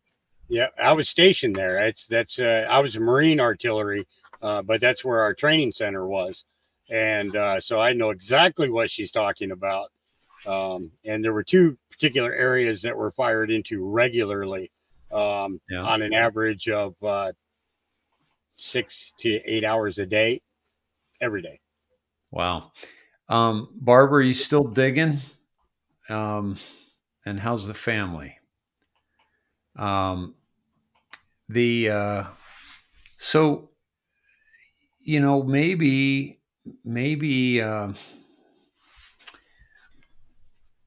what's going on we're not supposed to know, but maybe you know, it's our job to figure it out, and that's kind of what I feel. That's what I feel about the whole flat Earth, where we came from, what are we doing here, and yeah, all is well. Thank you, Barbara. Not together, but at all times, but doing well. So we are supposed to figure it out, and the first thing we have to do is figure out the lies. And just from my Decode and several others out there in the world that decoded that Ingersoll Lockwood website, those images, that alone made people start to talk about the firmament more than probably anything else. And that rocket explosion and all that. So that, I think, is a part of the show. I think that's part of the show, to wake us up to the reality of what we're experiencing. Right? Yep, I agree. So, I mean, because if you think about it retrospectively, there are so many things that you know. It's like I said, I don't think we've hit 10% of the things that we're going to end up learning. You know, and I think that when as more and more of it comes down, it's going to become a very pressured situation for some people to know, what all we need to really learn, and it's not going to be an easy task at all. Yeah. No, I don't know who that is. Jesse Shepotar testimony. Oh, Jesse Sebater. Shebater. Sebater. She is a she's a girl that Nino has spent a lot of time interviewing, as well as quite a few other of the larger podcasters, and she covers a lot of the satanic cults and things like that, and the families behind that, and the black magic that's used in them. I think that's probably the easiest way I can explain it. Okay, good to know. Very compelling to listen to. It's like the old Carrie Cassidy. Okay. The one that we remember from years ago, not the one of today. Good distinction, by the way. Yeah, very informative. And researching what she says, people are finding out that the majority of everything that she said is 100% spot on. Wow.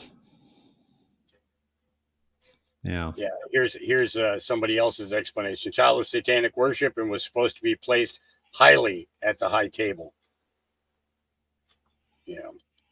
So and the high table is low for us. Hi, Julie.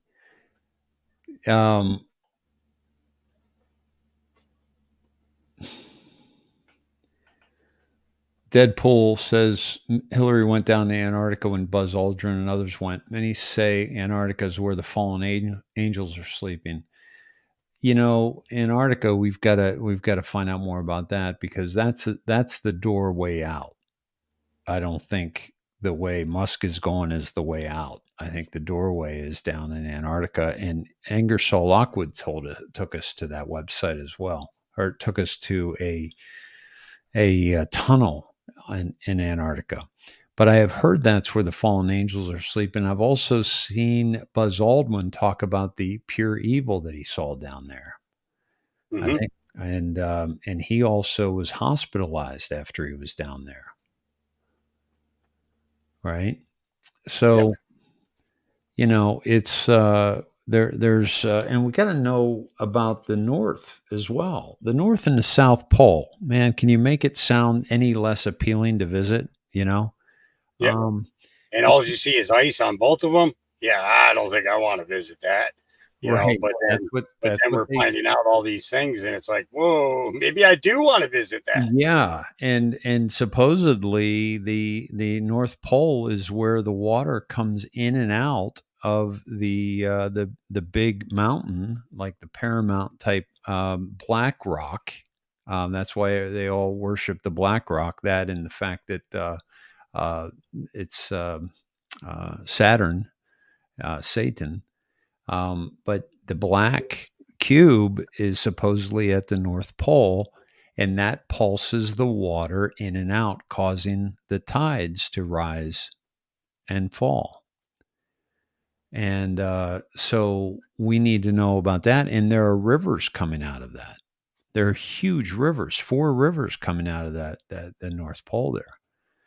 Yep. So, Nazis went to the South Pole. They went to Antarctica. It's called New Schwabenland, and that's why they were all found in Argentina many years later, is because Argentina was a little bit nicer to stay, I guess, than the Antarctica. Much better weather. New Schwabia, yes, Navy vet. Thank you, New Schwabia.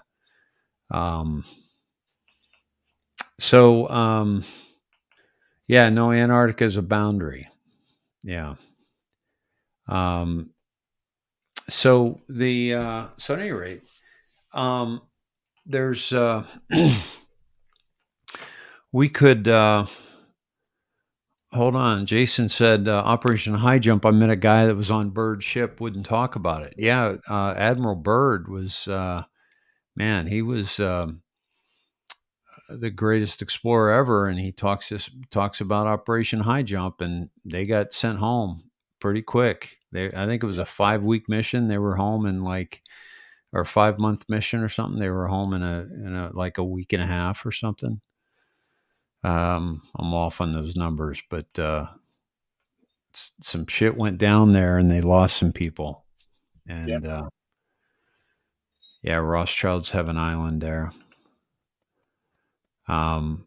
So listen, do you, where do you want to go from here? Cause I need to take a break. I went from that Spaces, right on to here, and, we can play, some more of that interview, or we can close it off and bring it on another time.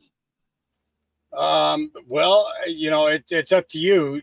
You were on an interview today, right? Yeah, it was just a Spaces. It wasn't that, I got to talk a little bit. It wasn't, I wouldn't say it was, I think you'll want to play it, but it wasn't that long. Okay. Who am I looking for? It wasn't on Rob Cunningham's, right? No, it was, let's see. How do I do that? How do I find that?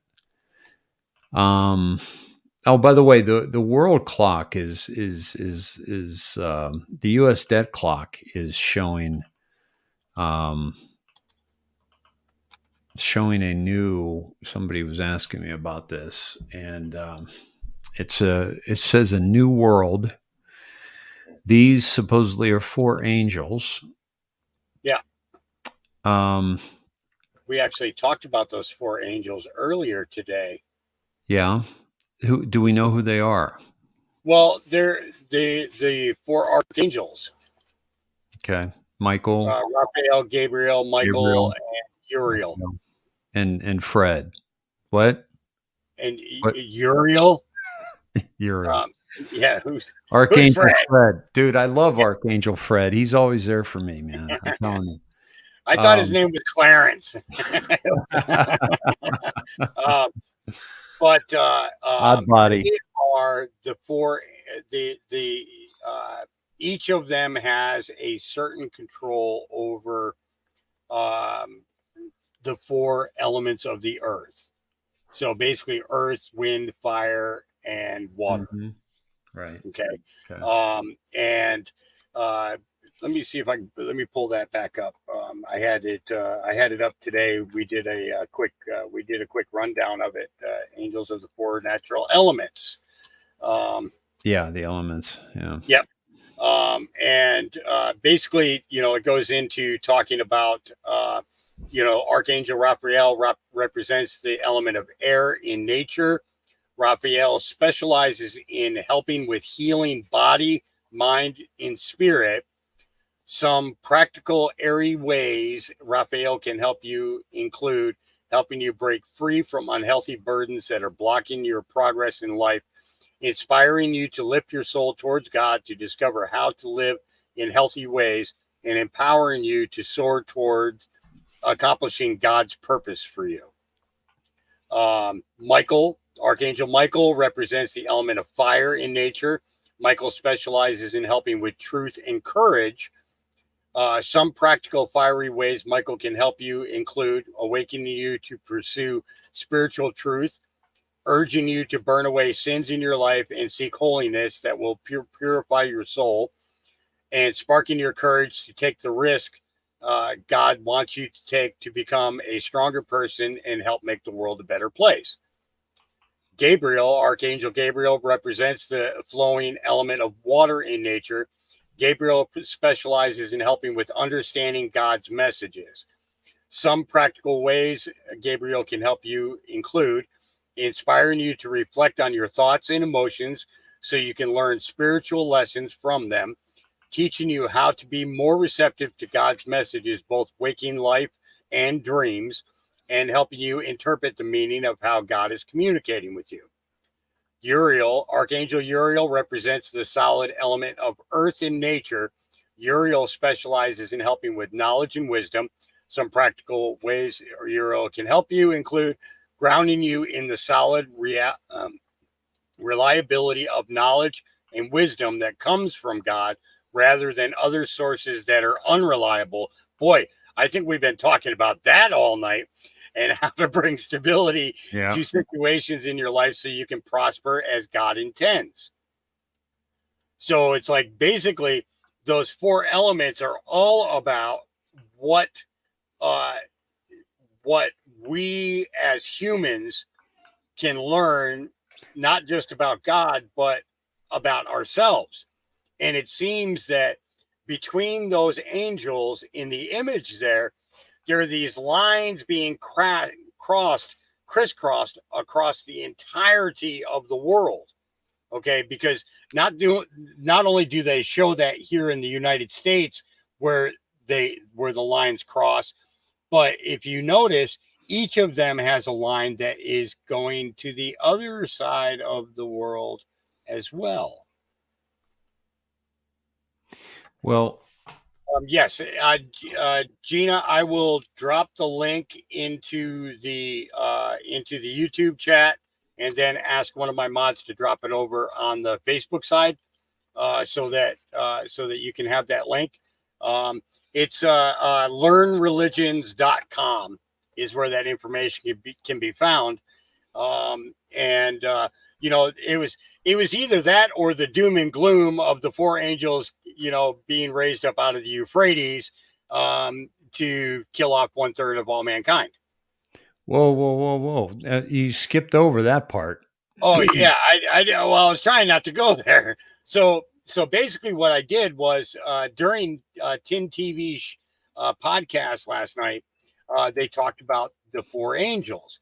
And when you simply type in 4 angels into your browser, you get a couple of different variations of them. Revelations 9:15. So the 4 angels who had been bound and kept ready for this hour and day and month and year were released to kill 1/3 of mankind. All right. Well, that would certainly match the Deagle numbers. Yeah, you think? It's, you know, so it was a choice of giving you a good perspective of the 4 angels or giving you the other perspective, which just doesn't sound so nice, you know. But looking at the image, you know, they're all pointing to the semblance of Christianity, the fish, right? Mm-hmm. So, well, okay. So I go a little bit deeper on this. Go ahead.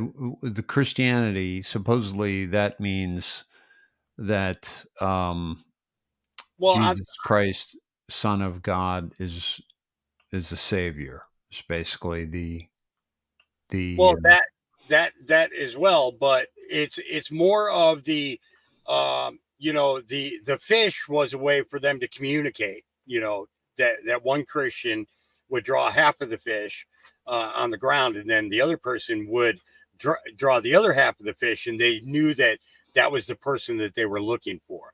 That was the Christian that they wanted to converse with. That was going to give them the message of Christ. Okay. They were there to learn more. Where was this? This was throughout all of Acts and all the way through the book of Revelations. That was how they communicated after Christ's crucifixion.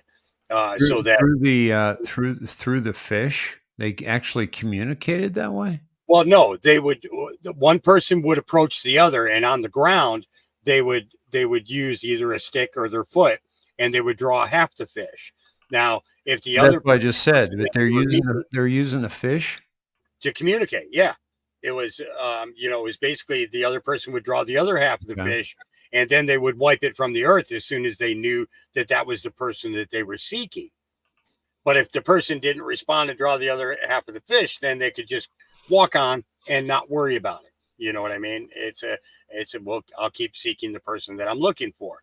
And it was just basically done nonchalantly. It wasn't like it was gone, you know, it was like some super code or anything like that, you know.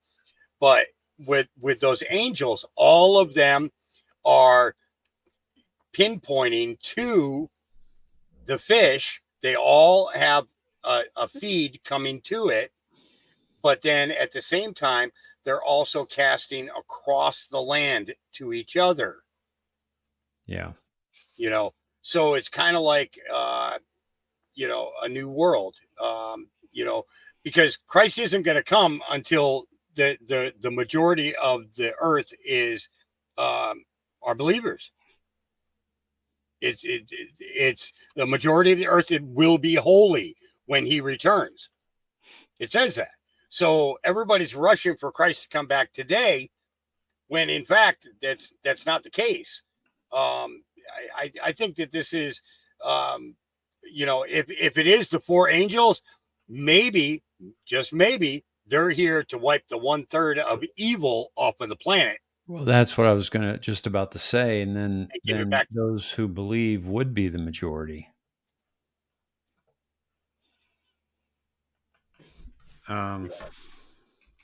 So yeah, so there's a couple of different perspectives to look at it, you know, but at the same time, to know what those archangels' connection to the human and to the earth is, and the elements of the earth, that kind of gives you a perspective to focus on in order to learn more about yourself. Yeah. So there's a couple of different things there. Deagle.com just removed 2025 forecast. This was back in 2021, predicting April 2021, predicting a 70% drop in the U.S. population to $99 million. Deagle.com, a military intelligence agency, has deleted their mysterious 2025 forecast spreadsheet that predicted a major collapse of the Western countries. So they're going to go from U.S. population of 332 million in 2019 to only 99 million in 2025, with a reduction of 70%. This person made a brief screen recording one day before it was deleted. Find it interesting that this deletion was made within 24 hours of every American over the age of 16 qualifying for their COVID-19 jab. America's most secret intelligence agency, Deagle, forecasts depopulation of the world from COVID-19 crisis and Great Reset. So the you know, we're seeing these kind of harbingers, if you will, and we need to, you know, kind of acknowledge them and kind of dig a little bit deeper. But I just want to speak a moment, Hawk, on the following that we were kind of tapping into a little bit earlier, and that is, who are we listening to? Yep. You know, it's that's the thing is that, you know, one of the things that Q said, there are no prophets. I'm not a prophet. You're not a prophet. You know what I mean? If let me see if I can actually find that post. I just had it up like a couple hours ago.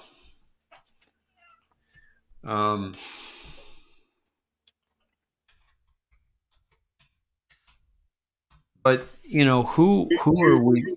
Two posts. There are two posts concerning prophets. Yeah. One of them is beware false prophets. I am not a prophet. You are not a prophet. We are not prophets. Focus on the mission. Q. Okay. And then the second one, and that was post number 4964. In post 1643, all for a LARP, right? QAnon, The Path to Dictatorship by Brock Dorsey on June 28th, 2018. Virtually everyone following politics has heard of the QAnon story, religiously followed by a growing mass of disciples and vehemently assaulted by a variety of left-wing propagandists ranging from Vice to Newsweek. The validity of its claims have sparked a uniquely passionate debate on both sides. The ones championing its teachings as unquestionable truth range from image board dwelling millennials to a considerable number of boomers. Be it truly the broadcaster of insider intel or merely the flagship conspiracy of our time, it's certainly an exciting read that provides quality entertainment for the end times. But those faithfully trusting in Q to lead the overthrow of the evil deep state cabal and restore American democracy to the people may be missing a much darker purpose for the QAnon posts. Used as a highly efficient propaganda tool, Qs drop many or may actually be aiding an attempt to dismantle the judiciary altogether. Should it succeed in pushing this distrust across the public through the oft-cited Great Awakening, this narrative may actually serve to weaponize Americans into removing the only barrier left to toppling democracy and clearing the way for an emperor to ascend to the throne. That is, of course, assuming that a coup d'etat has not already taken place. The basic theme to the QAnon 8chan posts are that Trump and Sessions are frantically working behind the scenes to bring down what we all now know to be a very real and very corrupt deep state shadow government. The antagonists, corrupt intelligence agency officials, congressmen, and news media plants, did not expect Trump to win and therefore are in panic mode over a number of crimes committed over the last 8 to 20 years. These crimes allegedly range from what we've seen already: election rigging, dark money, bribes taken by elected officials and intelligence agencies, to the far-fetched mass sex trafficking and pedophilia among elected officials. Some predictions have failed. Hillary Clinton being arrested on October 20th, 2017. While others have been eerily prophetic, the Pope's bizarre suggestion of changing the Lord's Prayer. Perhaps the most compelling narrative is Q's assertion that high-level crime and corruption has been committed within Obama's Department of Justice and heads of intelligence agencies, going up to his chief of staff, Loretta Lynch. Q compares the systematic dismantling of these bad actors to defusing a bomb. The right wires must be cut to disable the mechanism without detonating the entire thing.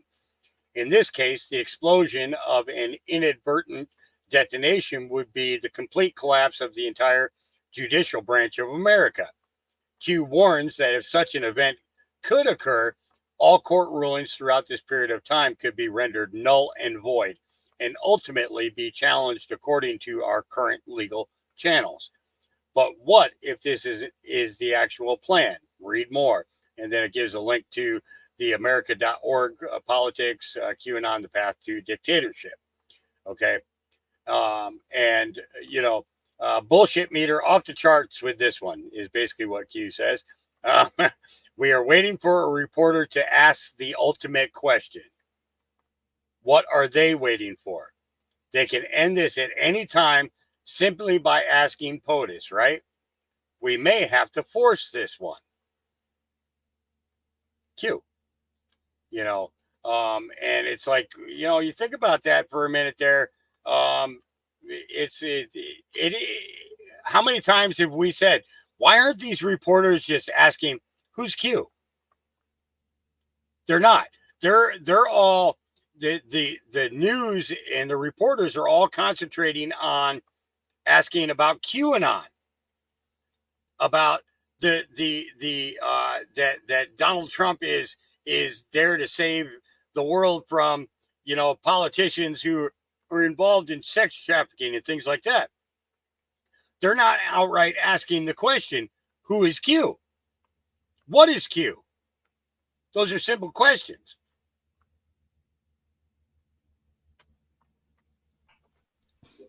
Absolutely. You know, you didn't know it was that long when you started reading, did you? No, I did not. No, I did not. Because I had it blown up on the screen so I could read the words real easy. So Right. I didn't see how long it was until I got there. So I want to make note that this article was by David Brock, who owns Media Matters. It's who is the boyfriend of James Elefantis of Comet Ping Pong. And Jack Dorsey, obviously previous CEO and creator of Twitter, with a mention of Jerome Corsi, who Q is outed as CIA and or Mossad, along with Alex Jones. Huh? Bullshit. Now, did you ever see the original? Did you ever see the original Corsi video where he was standing in front of a whole bunch of people there in Washington, stating that, you know, that Q is real, and that Donald Trump was in fact chosen and asked to run as president? Yeah, I did, and I wonder. But he was also, you know, called out by Q. I wonder if that was before, if he did that before Q outed him. Because here he is in Krakow, Poland, and with Rockefeller, with follow the picture, Jerome Corsi, who I outed as a Mossad asset agent in a 1997 sting operation in London. Corsi and Piper Jaffray broker Brad Amundsen were integral to a fraud that took Minnesota investors for $1 million that the FBI refused to properly investigate. Instead, agents sought to portray me as responsible. Corsi is named as the author of several best-selling Israeli PSYOPs books, including Unfit for Command, 2004, Atomic Iran, 2005, Minutemen, 2006, and The Obama Nation, 2008. Q. And up above it is Free Speech Systems, Lamar Boulevard, Austin, which is Alex Jones. Yep. So, and see, that gets me. You know, so many people are so excited about Alex Jones being back on Twitter or X or whatever you want to call it, you know, but it's like after seeing that, you know, that basically Q outed Alex Jones, you know, I really can't listen to him anymore. You know, because it's like I don't know where he's trying to lead people to. Yep. You know, and I think that's exactly what he means by who do you follow? Mm-hmm. And so, and what are the conversations? Like, in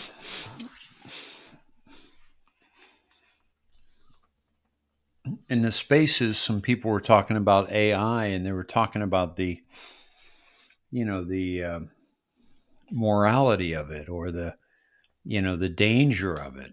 And I'm like, well, we have to understand it, and we have to research it, and we have to see how they would use it to their benefit. over us, and we have to use it. It's just like a gun. You can't look at AI. Look at AI like a gun. If you don't like the morality of a gun, then you're going to be ruled by it. Yep. Because you're not going to have one, and somebody else is, and the government is. They're going to have AI. They already have it. And they're going to use it to control humanity even more than they already have. And so we better get our shit together and understand it. Definitely don't want to be left behind. No. So I got to bow out, my friend. It is midnight. It's been a long day. And I can either put that interview on and let it run. Oh, because I got to close this out, don't I? No, I can do it. Okay. Yeah. So no, I don't want to overdo it because I want you to be able to upload all of it onto up onto Rumble without any without any glitches. So and these guys pretty much had enough of me today. I did like 8.5, almost 9 hours before you came on. So 12 hours of me a day is enough. Anything else that I have, I can give to them tomorrow. All right, let's close it off then, and I'll try to get it up on Rumble soon enough. Wow, holy cow! Long day. Yeah, Jen, I don't know if I'm going to be able to show this. Let me, Jen, the producer of the indoctrination, just posted this. Oh, wait a minute. On Twitter, look at this. This was a pic she took near her home. What do you see? I've been watching our skies being sprayed more heavily than usual over the past few weeks. Comment below with your thoughts. Huh. Well, two Qs side by side. Two what? Two Qs side by side. Yeah. For me, it's like everything that I'm seeing up here, especially in the Oregon area, with the way that they've been spraying, and then the clouds come in, and we've been getting some heavy rains. But the thing to me is that they're trying to build a big screen with all the metals that they're putting up there.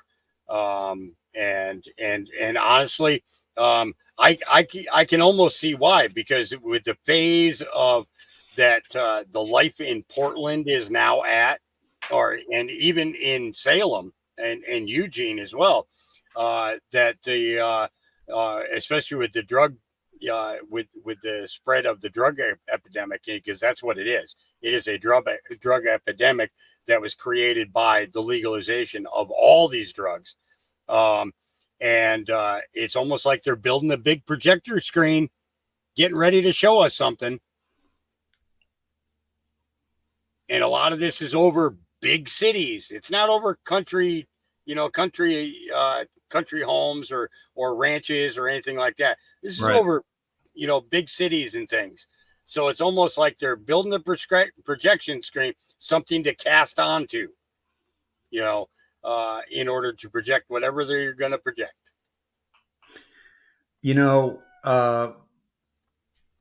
Yeah, that's, there's a lot of aluminum on celluloid. There's metals in film. And that could be absolutely a part of the Project Bluebeam.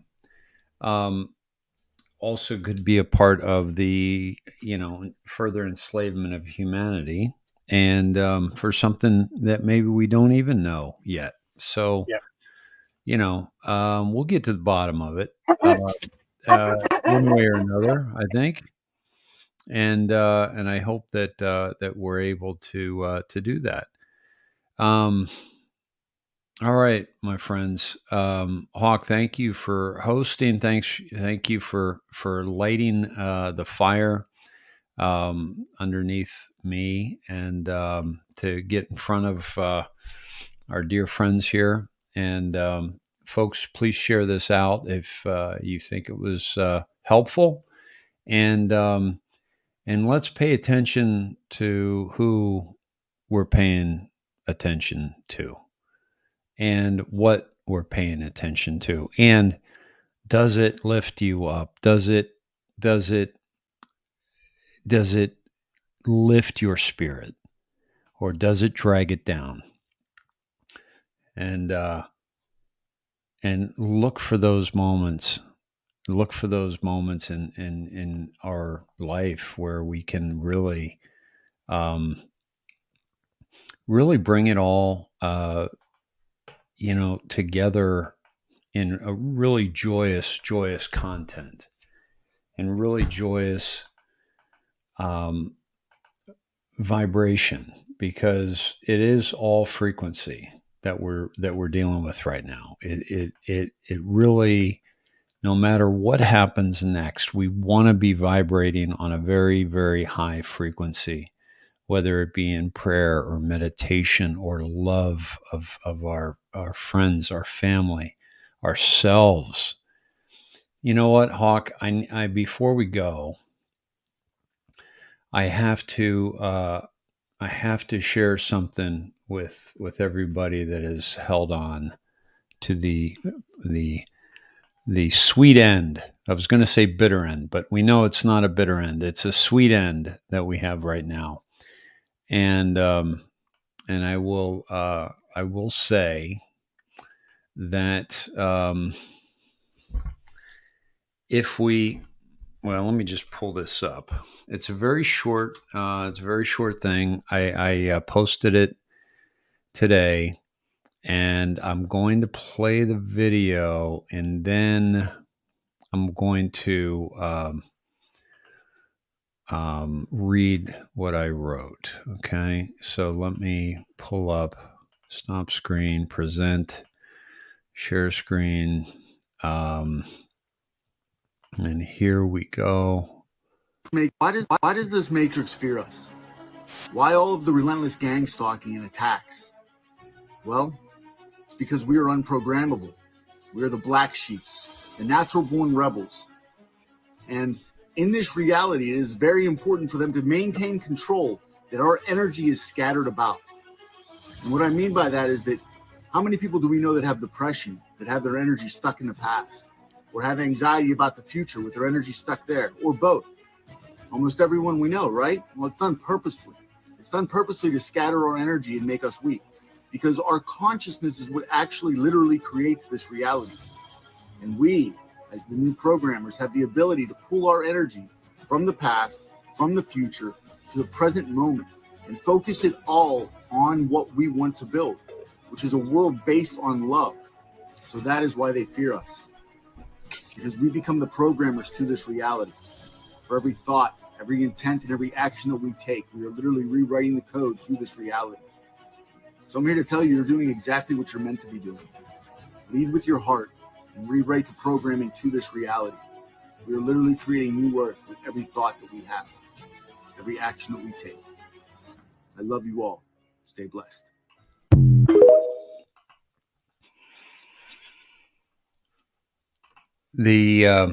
How about that, huh?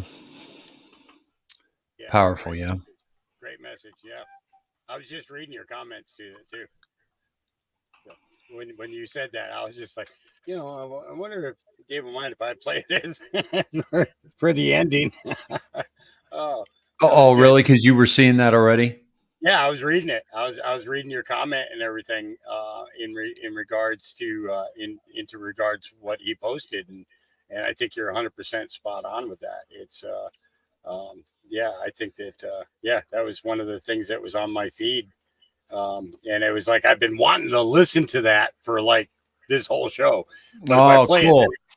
then it comes through, and I was like, no, I can't have that happen. So cool, man. So I said this. dig this. This man loves you. Every show I end with, I love you. God loves you. We all love you. Do you love you? The reality, we can't move forward without this. But once you forgive yourself, like really just forgive yourself, give yourself a big hug, hold it, melt into it, feel the love ignite, feel the love pour out of you into your surroundings, creating a beautiful new reality. This is what they, whatever your definition bears, insignificant to the subject of control, have successfully kept us from. That is until this moment. This moment we step into our divinely crafted brilliance and rise up from the ashes of our slavery into a new, free, fun, safe, exciting, enriching new earth. Wow. Do you feel that? That's the best of us. Let's tap into that feeling and expand to all within our world. A pleasure meeting you. That was great, awesome message. Just thank you, 100% awesome. You know, it's thank you. You know, both what you said and what he said. You know, is that it is about love. It is about, you know, that's, you know, why our moniker for a mustard seed is that we're not going to be the ones to give you an I told you so. We're going to be the ones to say, come in, let's sit down, have a cup of coffee or have a drink or have a beer or whatever, you know.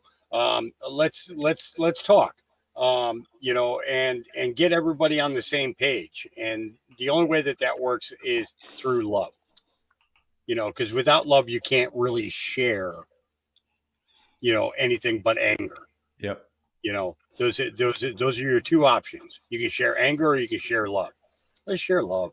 Yep. And let's end on love, shall we? Right on. All right, my friend. Thank you. You're welcome. All in the audience, much love to everybody. Shall I close this out or just leave the studio? I'm gonna play my outro. Okay. All right, brother. All right. All right. All right. Have a All good right, night. folks. God loves you. Jesus loves you. I love you. Dave loves you. Yep. And we'll see you again tomorrow.